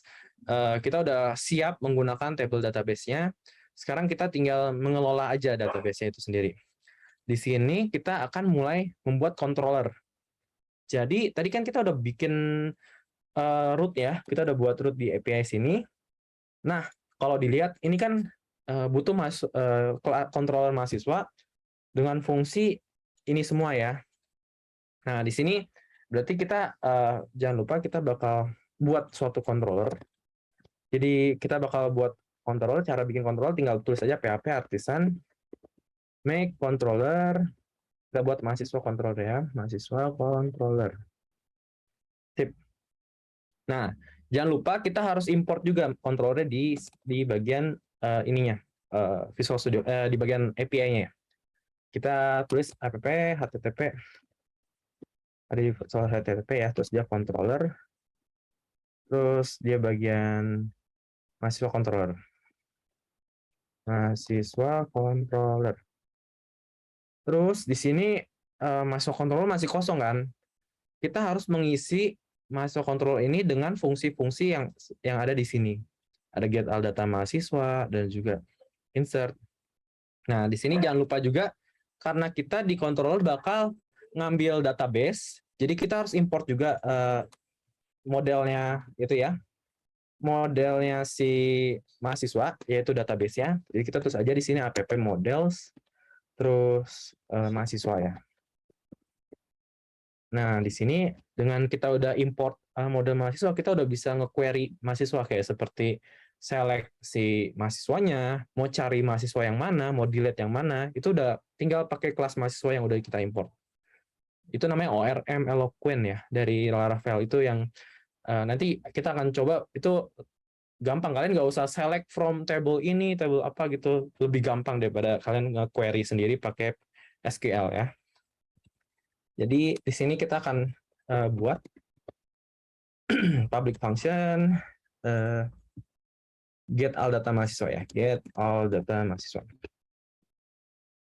Nah, di sini kalau kalian mau ngambil semua data mahasiswa, gampang banget, kalian cuma perlu buat objek. Nah, ini kita belajar OOP lagi ya. Kita buat objek, nama objeknya misalnya mahasiswa ya, mahas gitu ya. Nah, ini kita tinggal langsung aja ambil si mahasiswanya. Nah, terus titik 2, ini database-nya kita tulis aja all, semua gitu. Kita mau semua mahasiswa all. Terus langsung aja kita balikin pakai response. Nah, tadi kan HTTP response ya, ini kita pakai response. Kita bakal balikin si mahasiswanya dan status code-nya 200. Nah, karena berhasil gitu ya. Terus, oh gimana nih cara tesnya? Kita mau ngecek apakah fungsi kita udah berhasil atau enggak, gimana? Pertama, kita harus running dulu ya, aplikasi kita jalanin nih. Sekarang kita udah jadi semuanya, tinggal running pakai PHP Artisan. Nah, di sini aku sempat bilang kalau misalnya kita bakal ngetes API-nya tuh pakai Postman. Nah, jadi kalau kalian lihat di slide selanjutnya, kita akan ngetes API-nya tuh pakai Postman. Nah, jadi di sini aku udah download Postman. Terus cara pakainya Postman tuh gimana? Dia tuh pokoknya kalian tinggal download dan login dan nanti abis itu bisa ke bagian collection sini. Terus di sini kalian bisa buat new request ya. Di sini kita buat new request gitu. Nah, di sini tinggal tulis aja direktorinya apa gitu ya. Contohnya tadi kan kita di Laravel ada bagian api.php ini. Nah, ini slash mahasiswa kan. Nah, kalian tinggal tulis aja ini dan runningnya di sini nih 127.8.000 ini localhost ya. Jadi tinggal tulis aja 127 ini slash API slash mahasiswa dengan metode get ya. Karena yang postnya kita belum ada fungsinya. Kita baru buat yang pertama get. Jadi di sini tinggal diubah metodenya get. Nah, di sini kita tinggal pencet send. Nah, teman-teman, jadi di Postman dia bakal, kalau kalian lihat, dia bakal ngambil, jadi aplikasi kita udah berhasil ya untuk ngebalikin database yang ada di data mahasiswa yang ada di database. Kalau kalian lihat di MySQL Workbench, nah ini sama nih seperti ini ya. Ada nama, email, angkatan, jurusan, status, scheduled, updated. Nah, biasanya karena API itu hubungannya dari aplikasi ke aplikasi ya, host to host, dia cuma perlu data ini aja, nggak perlu tampilan view yang kayak ada tampilan CSS-nya, style-nya atau gimana, nggak. Karena kita cuma perlu datanya ini aja, nanti dari host yang lain, dia bakal ngambil nih datanya, nama ini, email ini, ID-nya ini, dan itu mereka udah bisa langsung mengelola gitu ya. Jadi inilah yang dibilang API dan juga kerjaannya dari back-end ya, back-end engineer. Kita menyediakan di belakangnya tuh gimana gitu. Nah, di situ kita udah mulai nih, kita udah beres bagian yang get. Nah, udah berhasil ya, kita udah berhasil mengambil semua data mahasiswa. Sekarang kita mau masukin data baru, kita mau insert data mahasiswa. Nah, gimana cara kita mau insert? Kita tinggal buat lagi aja, insert data mahasiswa. Apakah sudah benar? Ya, insert data mahasiswa. Terus, ngalangin.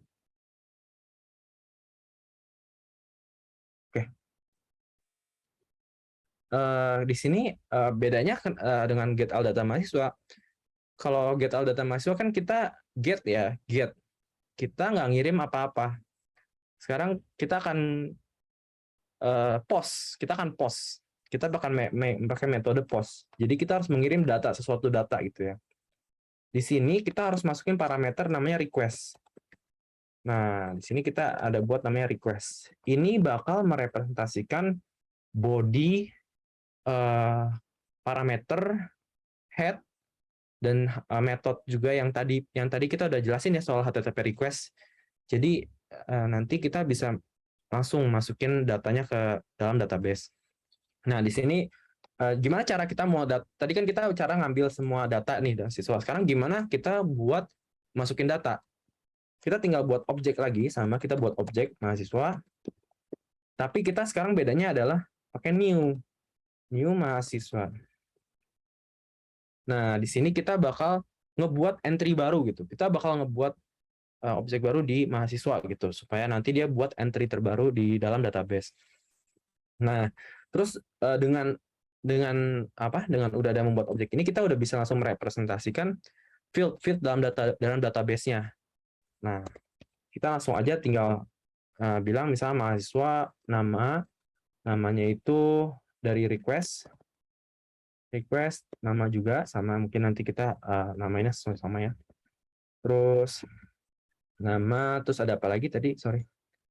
Kita ada nama, ada email ya, ada email. Sebenarnya aku udah buat juga, jadi mungkin lebih biar gampang. Aku copy semuanya dan selesai gini ya. Nah, terus yang terakhirnya kita tinggal tulis aja dengan fungsi save. Nah, dengan kayak gini dia udah membuat satu field baru gitu dengan mahasiswa save ini. Dan habis itu jangan lupa kita kasih tahu berhasil di save ya. Kita return response apa ya, 200 berhasil, data berhasil dimasukkan. Terus kodenya 200 ya, karena berhasil. Nah, di sini kita tinggal buka Postman. Nah, di Postman itu bisa ya kita atur nih. Nah, di sini ada contohnya pakai body nih. Di sini kita pakai form data. Nah, di sini aku udah masukin ya, namanya kita Andreas, terus email andreas12video.com, angkatan 2019, statusnya 1, informatika gitu ya. Kita akan coba apakah sudah berfungsi. Kita jangan lupa ganti jadi post, karena tadi di API-nya awalnya get ya. Sekarang kita post nih. Nah, kalau post dia bakal masuknya insert ya. Kalau di sama slash mahasiswa juga gitu. Jadi sekarang kita bakal post, kita bakal masukin udah sesuai data yang sudah dibutuhkan, kita pakai send. Nah, di sini statusnya 200, udah oke. Terus di bagian data berhasil dimasukkan ya. Nah, di sini kalau kita balik lagi ke metode get, nah kita bisa lihat nih di entry 31 ada Andreas. Nah, udah masuk ke database ya. Andreas yang udah baru kita masukin. Baik, jadi kita udah berhasil ya bikin masukin data sama udah ngambil semua data. Nah, selanjutnya kita bakal lanjut ke fungsi-fungsi selanjutnya ya. Jadi ini udah berhasil get, udah berhasil post juga. Nah, yang selanjutnya ini ada query paramnya, dia agak berbeda. Karena dia menggunakan ID-nya gitu ya. Jadi di sini kita akan lanjut ya, misalnya di sini nama fungsinya get data mahasiswa. Jadi public function get data mahasiswa. Nah, karena kita mau dapetin spesifik mahasiswanya apa, kita harus masukin variabel ID yang tadi udah kita declare di API. Nah, ini kan ID ya. Kalau kalian lihat di slash-nya ini slash ID ya. Jadi di sini kita tinggal tambahin juga di mahasiswa controller. Kalian tambahin ID aja di sini. Ntar dia bakal nangkep dari ID yang ada di query parameter tadi. Terus karena kita mau cari, kita tinggal ikutin yang awal. Kalau yang awal kan all semua gitu ya. Kalau kita mau cari cuma satu, itu gampang banget. Kita tinggal tulis aja sama. Kita buat objek mahasiswa. Kita pakai kelasnya mahasiswa modelnya itu ada yang namanya fungsinya namanya find. Nah, mencari. Kita find aja si ID-nya gitu. Nah, nanti dia bakal nemuin sesuai dengan ID yang uniknya itu. Terus kita bakal langsung aja return response si mahasiswanya dan statusnya 200. Oke. Nah, di sini kita bakal coba juga di Postman. Nah, sekarang kan kita harus ubah nih URL-nya. Jadi mahasiswa slash. Nah, sekarang kita tinggal pilih mau cari nomor berapa gitu ya. Misalnya aku mau cari ID-nya 30 gitu. Nah, jangan lupa nih pakai get. Nah, nanti dia bakal ngasih yang ID-nya 30. Nah, ini udah berhasil ya. Berarti kita sudah berhasil dengan fungsi yang tadi menampilkan khusus spesifik mahasiswa yang itu. Jadi kalau misalnya tadi kan aku habis insert 31 ya. Nah, ini yang Andreas juga ada 31 gitu. Kalau mau cari satu gimana? Ada. Nah, kita lupa kalau misalnya kan di soal ada bilang ya, kalau misalnya nggak ada harus balikin 404 not found ya. Nah, jadi di sini kita belum ada. Jadi kalau misalnya kita cari 50, dia masih nampilin kosong ya. Harusnya kita nampilin 404 not found. Jadi di sini kita kasih aja logic baru, simple aja, nggak perlu repot-repot. Jika si mahasiswanya 0, kosong gitu ya, kita akan balikin response. Mahasiswa tidak ada gitu ya. Not found gitu, not found. 404. Nah, sekarang kita akan coba lagi query. Nah, sekarang udah benar ya. Statusnya 404 not found dan dia balikin suatu ini juga not found ya. Nah, itulah kurang lebih bagaimana kita bisa memanipulasi dengan respons itu sendiri karena akan membuat aplikasi lain itu lebih mengerti gitu kalau misalnya kita udah kasih error handling seperti ini gitu. Dan ini juga sebenarnya tadi kita lupa ya kalau misalnya email harusnya nggak boleh sama. Nah, jadi dengan berarti dengan insert kita harus ada tambahin logic lagi ya. Nanti mungkin di akhir kita kalau ada waktu kita tambahin logic supaya kalau dia ngecek dulu ada nggak nih emailnya. Kalau dia nggak ada, baru kita insert ya. Kalau nggak ada, kita data email sudah terdaftar gitu ya. Mungkin kita bisa langsung aja deh. Pertama, berarti kita cari dulu ya. Is duplicate gitu ya. Is duplicate email. Di sini kita buat mahasiswa, kita cari aja. Kita cari berdasarkan emailnya. Kalau emailnya udah ada ya, request email. Kita terus kayak gini. Terus kita buat aja if si duplicate emailnya ini ada gitu ya, not null, maka kita bikin response. Return response, email sudah terdaftar, Dan kita balikin responsnya 400 lah ya, soalnya itu kan salah dari user 400. Nah, bisa dengan kayak gini. Jadi misalnya kita mau insert lagi dengan yang sama. Contohnya berarti pakai post gini ya. Nah, di sini soalnya duplicate entry soalnya. Ini dia nggak berarti dia jika si duplicate emailnya ada gitu ya, jika ada email sudah terdaftar mahasiswa fine, kita berhasil masukkan. Sebentar. Ini harusnya dia balikinnya 400 ya, soalnya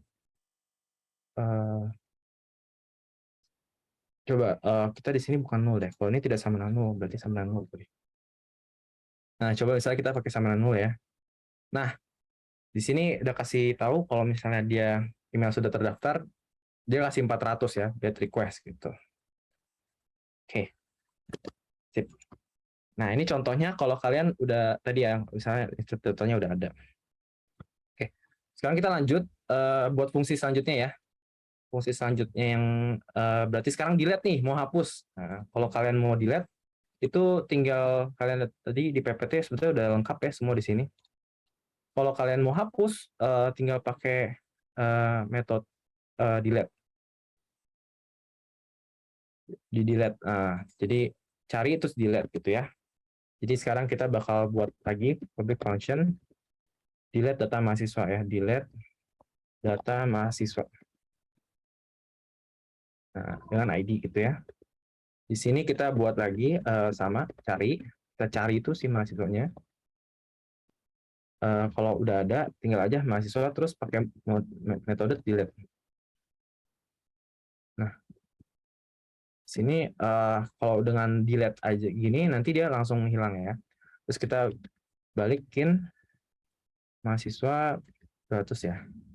Sorry, bukan mahasiswanya. Kita balikin data berhasil dihapus.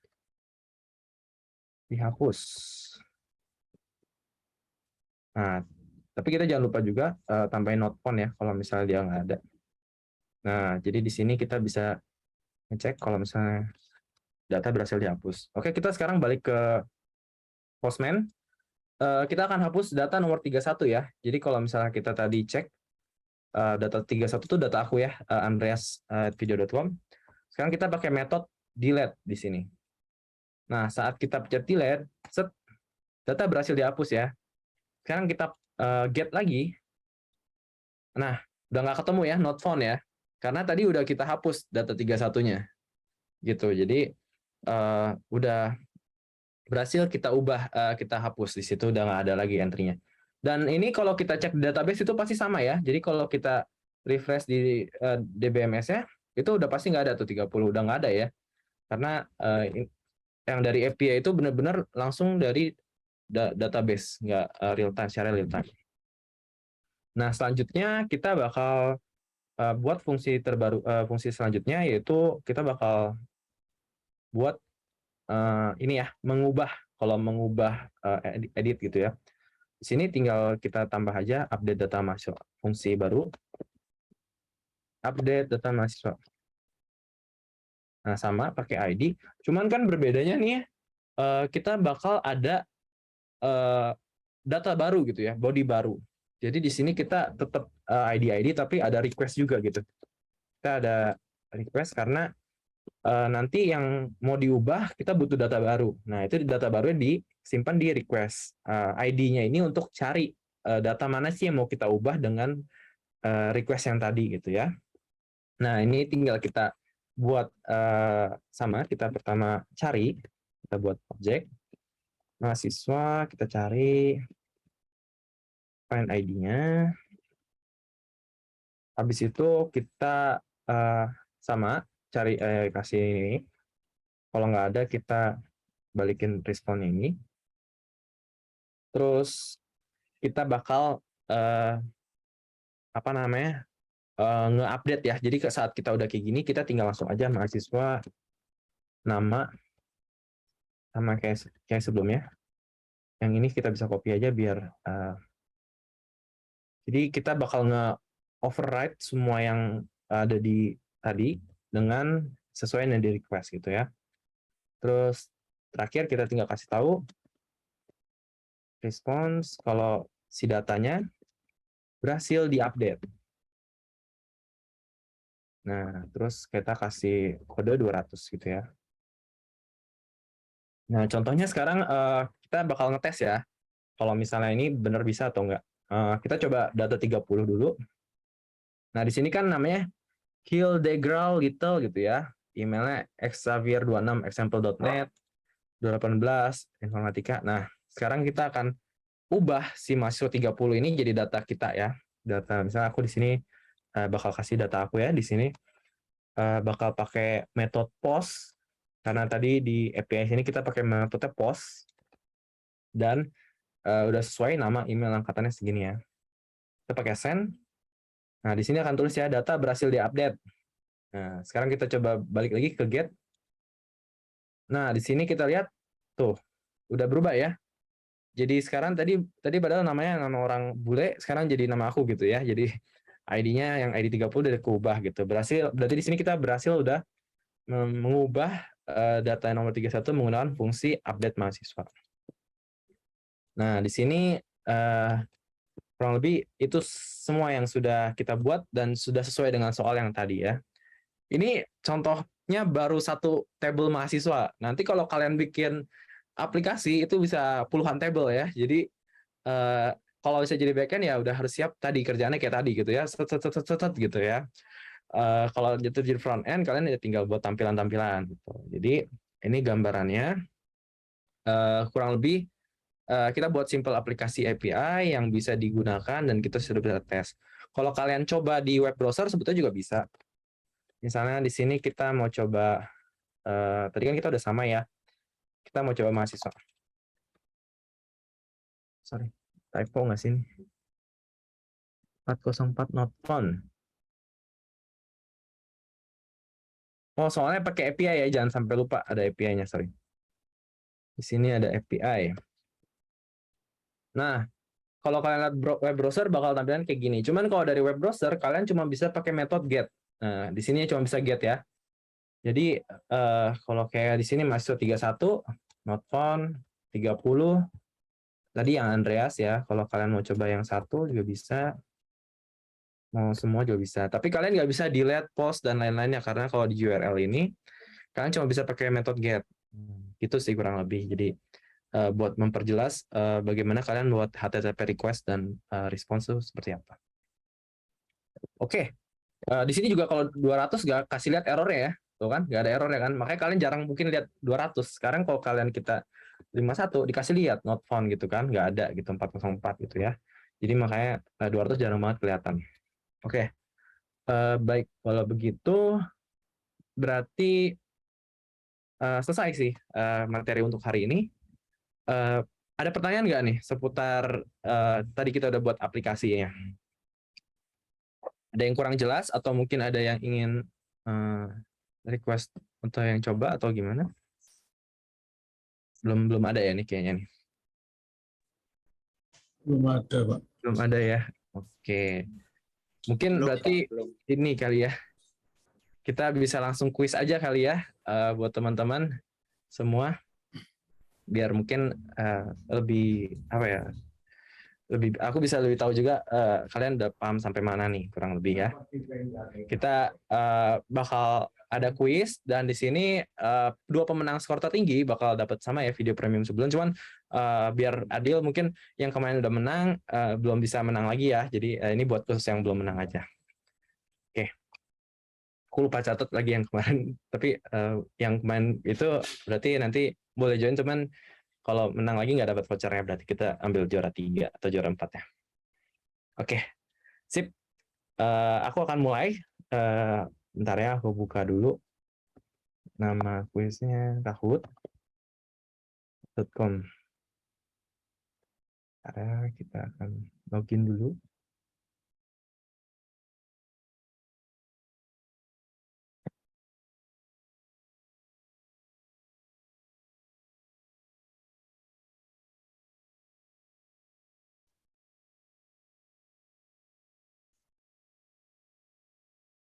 Oke, teman-teman nanti bisa join ya pakai HP kalian yang kayak minggu lalu aja sama seperti yang minggu lalu. Sini pertanyaannya lumayan lebih banyak daripada pertemuan sebelumnya. Dan ada yang 20 detik, ada yang 10 detik. Nanti tergantung dari kesusahannya ya. Klasik mode.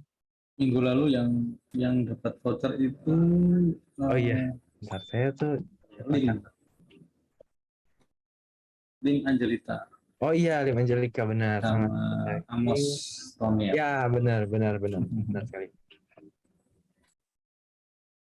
Sip, kalau gitu boleh ikut kita juga kalau mau seru-seruan. Ntar tapi yang menang yang juara itu ya kalau menang lagi. Teman-teman bisa join di kahoot.it ya. Aku buka di kahoot.it. Terus pinnya 462 ya.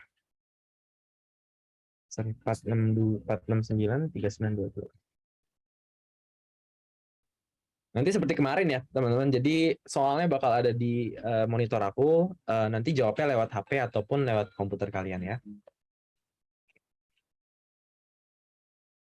Oke, aku tunggu sampai jam 8 deh ya. 4 menit lagi supaya teman-teman bisa join dulu mungkin. Oke.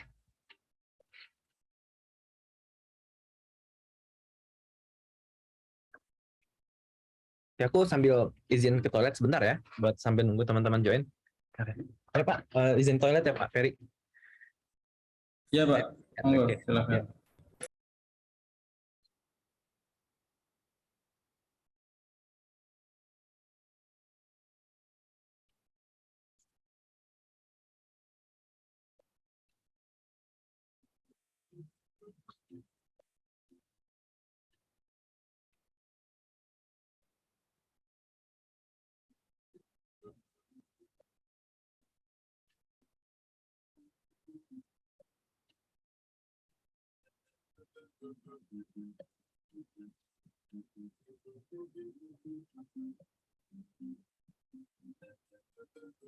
Yuk, yang belum join, nambah 13. Oke. Loh,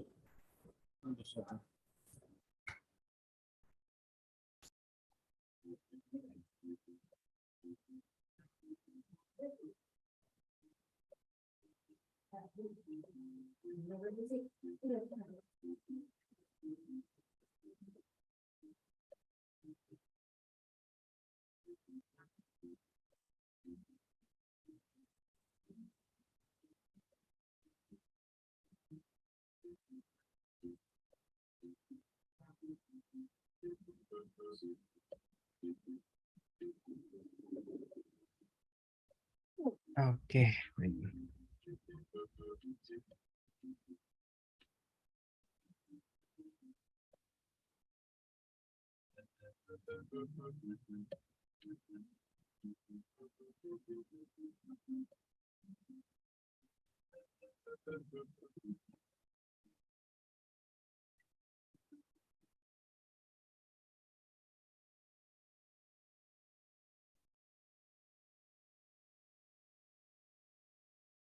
Oke, baik. Udah lumayan banyak, udah 17 orang. Yuk, masih ada sisa 2 menit lagi teman-teman yang masih mau join.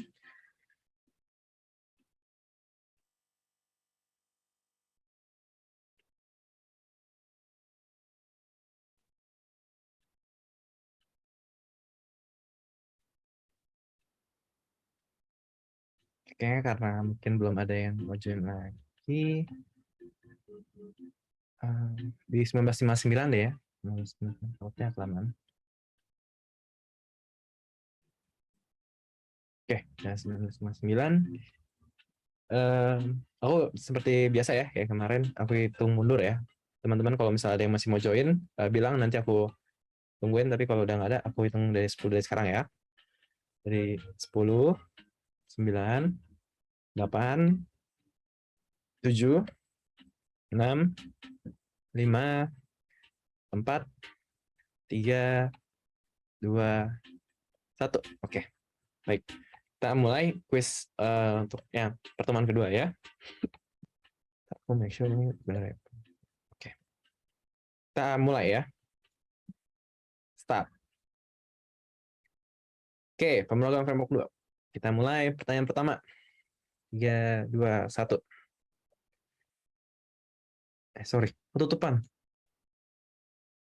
Yang bukan merupakan bagian dari tahapan SDLC, ayo guys. Bukan dari SDLC.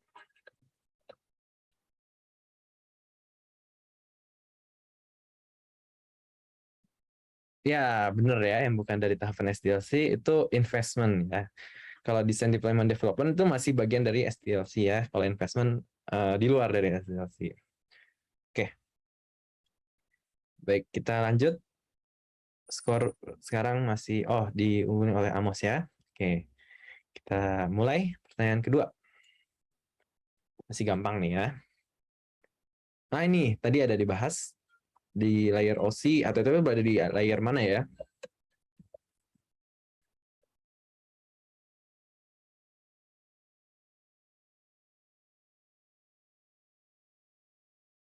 Ya, 3, 2, 1. Oke, ya. Jadi HTTP itu ada di application layer ya, teman-teman. Network transfer dan presence itu ada, mereka bukan di HTTP ya. Oke, kita lanjut. Skornya sekarang, oke, Doli memimpin. Oke, kita lanjut. Pertanyaan ketiga ya. Masih banyak, pertanyaan 17, jadi bisa saling HTTP respon menunjukkan error dari sisi server. Dari sisi server ya guys, dari sisi server. Ya benar 500. Wah tapi banyak yang masih salah keliru ya. Jadi 400 itu untuk klien dari user. Kalau dari server itu 500 ya. Jadi jangan sampai kekecoh lagi. 400 itu dari klien, kalau 500 dari server. Oke, ya Amos masih paling tinggi. Kita lanjut ya. Oke, pertanyaan nomor 4. Nah, menunjukkan sukses, berhasil ya. Respon menunjukkan sukses, berhasil.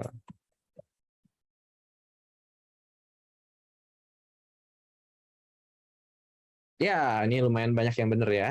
Jadi 200 yang berhasil. Oke, sip. Ini udah cukup familiar ya dengan 200 berarti bagus. Oke, masih Amos paling tinggi nih. Dan kedua Dwi ya. Oke, kita lanjut pertanyaan 5. Error kode dari HTTP request not found. Ayo, request not found nih, sering banget. Ayo.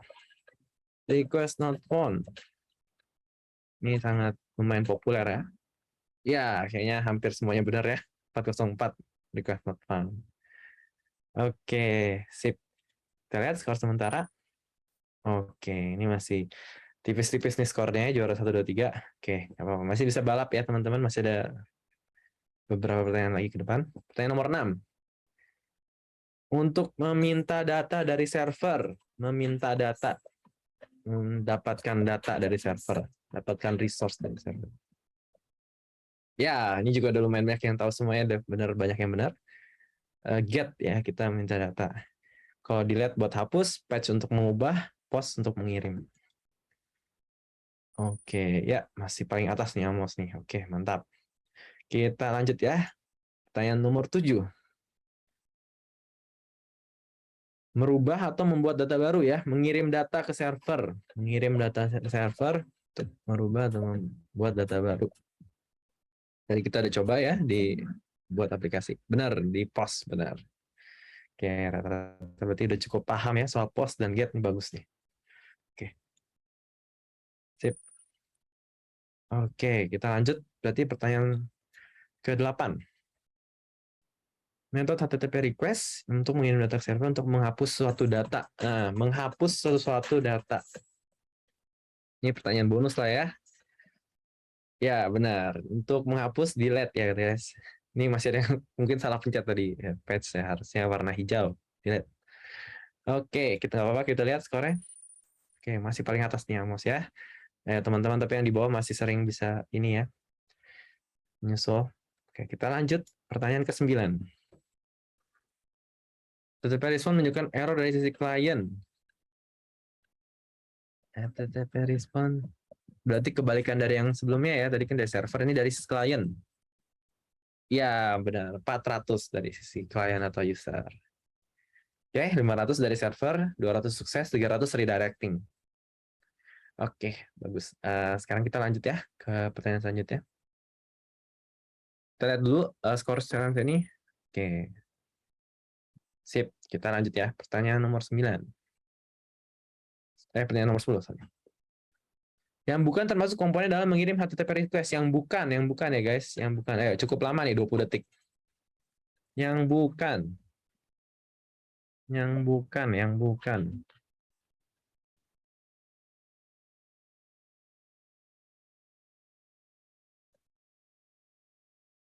Nah, ini banyak yang salah ya. Yang bukan itu response ya guys, karena HTTP request sama response berbeda ya. HTTP request untuk minta, respon tuh balasannya. Jadi request itu termasuk metode, body, header itu masuk dalam request, tapi response itu balikannya gitu, bukan dalam HTTP request-nya. Jadi sangat berbalikan ya request sama respon, jangan sampai keliru. Soalnya di sini masih banyak yang salah nih. Oke, sip. Kita lanjut ya, pertanyaan 11 nih. Amos 10. Wah, pertanyaan 10 ya benar nih. Mantap nih. Oke ya, kita lanjut pertanyaan nomor 11. Untuk mengembalikan migration yang sudah dijalankan, gunakan komen mengembalikan migration. Mengembalikan.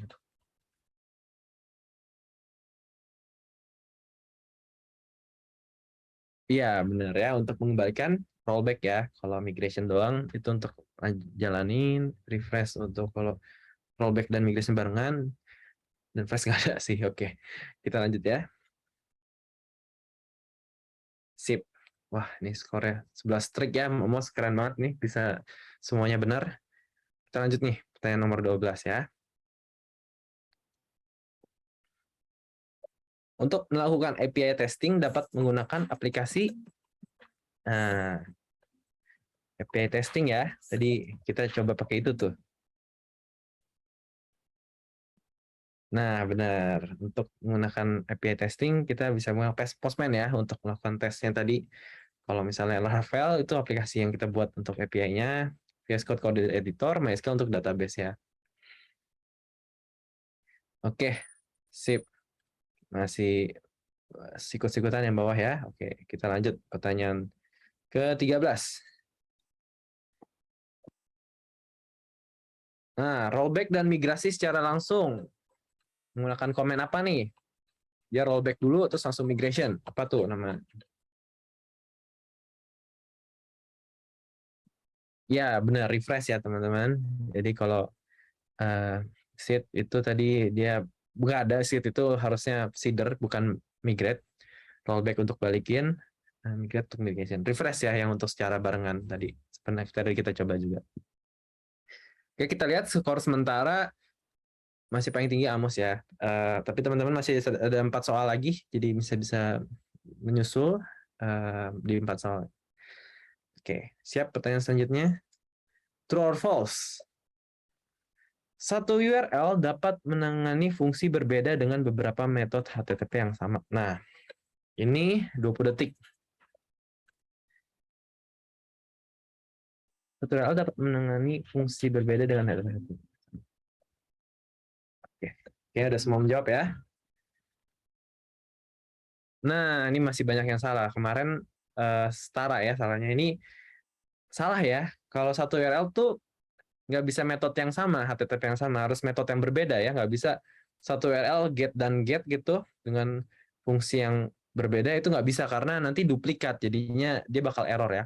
Satu URL cuma bisa kalau dia fungsinya berbeda. Jadi misalnya yang satu get, yang satu post itu bisa gitu ya. Jadi mungkin ini banyak yang terkecoh nih, hati-hati ya di situ. Oke, kita lihat skornya sekarang. Oke, mantap. Amos 14 korek nih, mantap banget nih. 14 kali berturut-turut benar, mantap. Kita lanjut ya, pertanyaan selanjutnya. Oke, nah ini sempat aku bahas juga nih soal Canary ya. Canary dilakukan saat proses deployment production.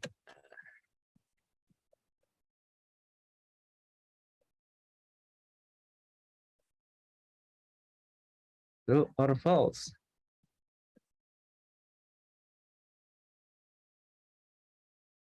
Nah, benar. Ya, benar. Berarti kurang lebih semua paham ya. Kalau Canary emang dilakukan saat proses deployment untuk ke production, saat yang apa? Yang supaya bisa kita atur berapa persen ya. Oke, masih paling atas sama saya. Ya, teman-teman masih ada 2 soal lagi untuk menyebutkan juara 2 nih, atau juara 1 juga mungkin bisa. Kita lanjut ya. Tanya nomor 16. Scroll false lagi. Extreme Programming adalah salah satu dari Agile Manifesto ya. Adalah salah satu bagian dari Agile. Extreme Programming. True or false?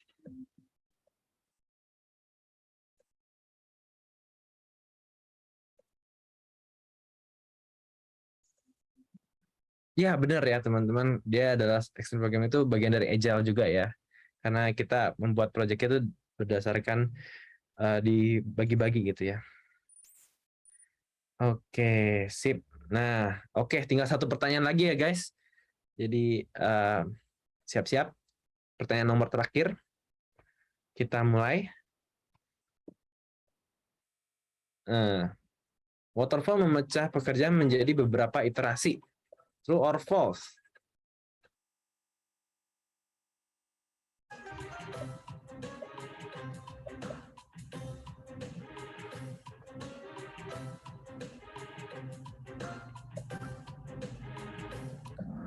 Oke, ya, false ya teman-teman.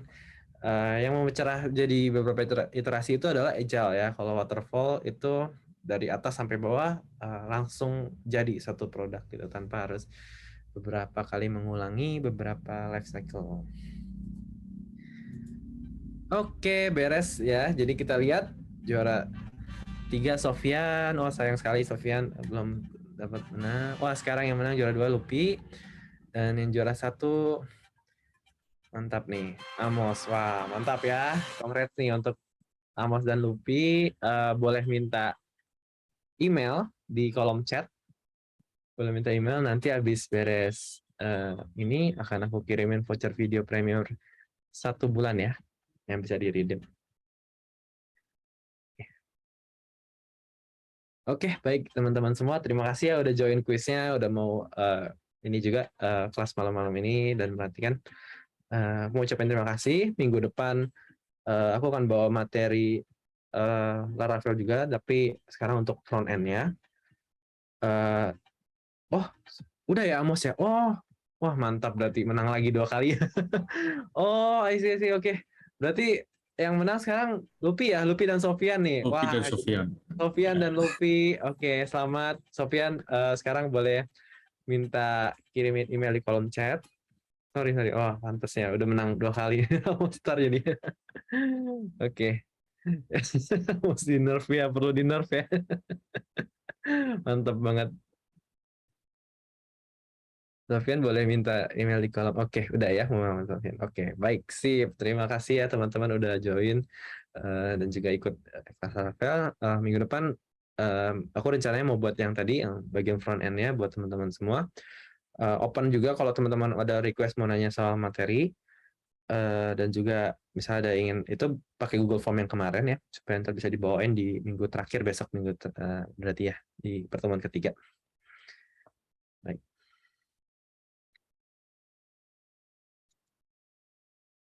Baik, terima kasih Pak Andreas. Seperti biasa, dokumentasi ya, silakan. Pak Andreas sudah juga ambil capture ya? Iya, balik sekarang mau capture dulu. Capture. Setelah ini open cam, silakan untuk teman-teman mahasiswa untuk kita foto bersama. Ya.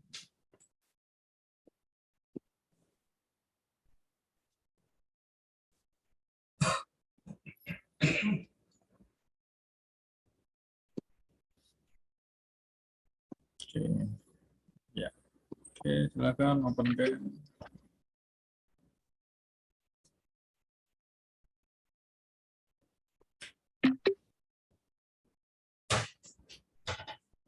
Oke.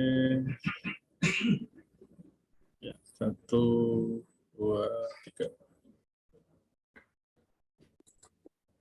1, 2, 3. Ya. Oke, sudah saya ambil foto.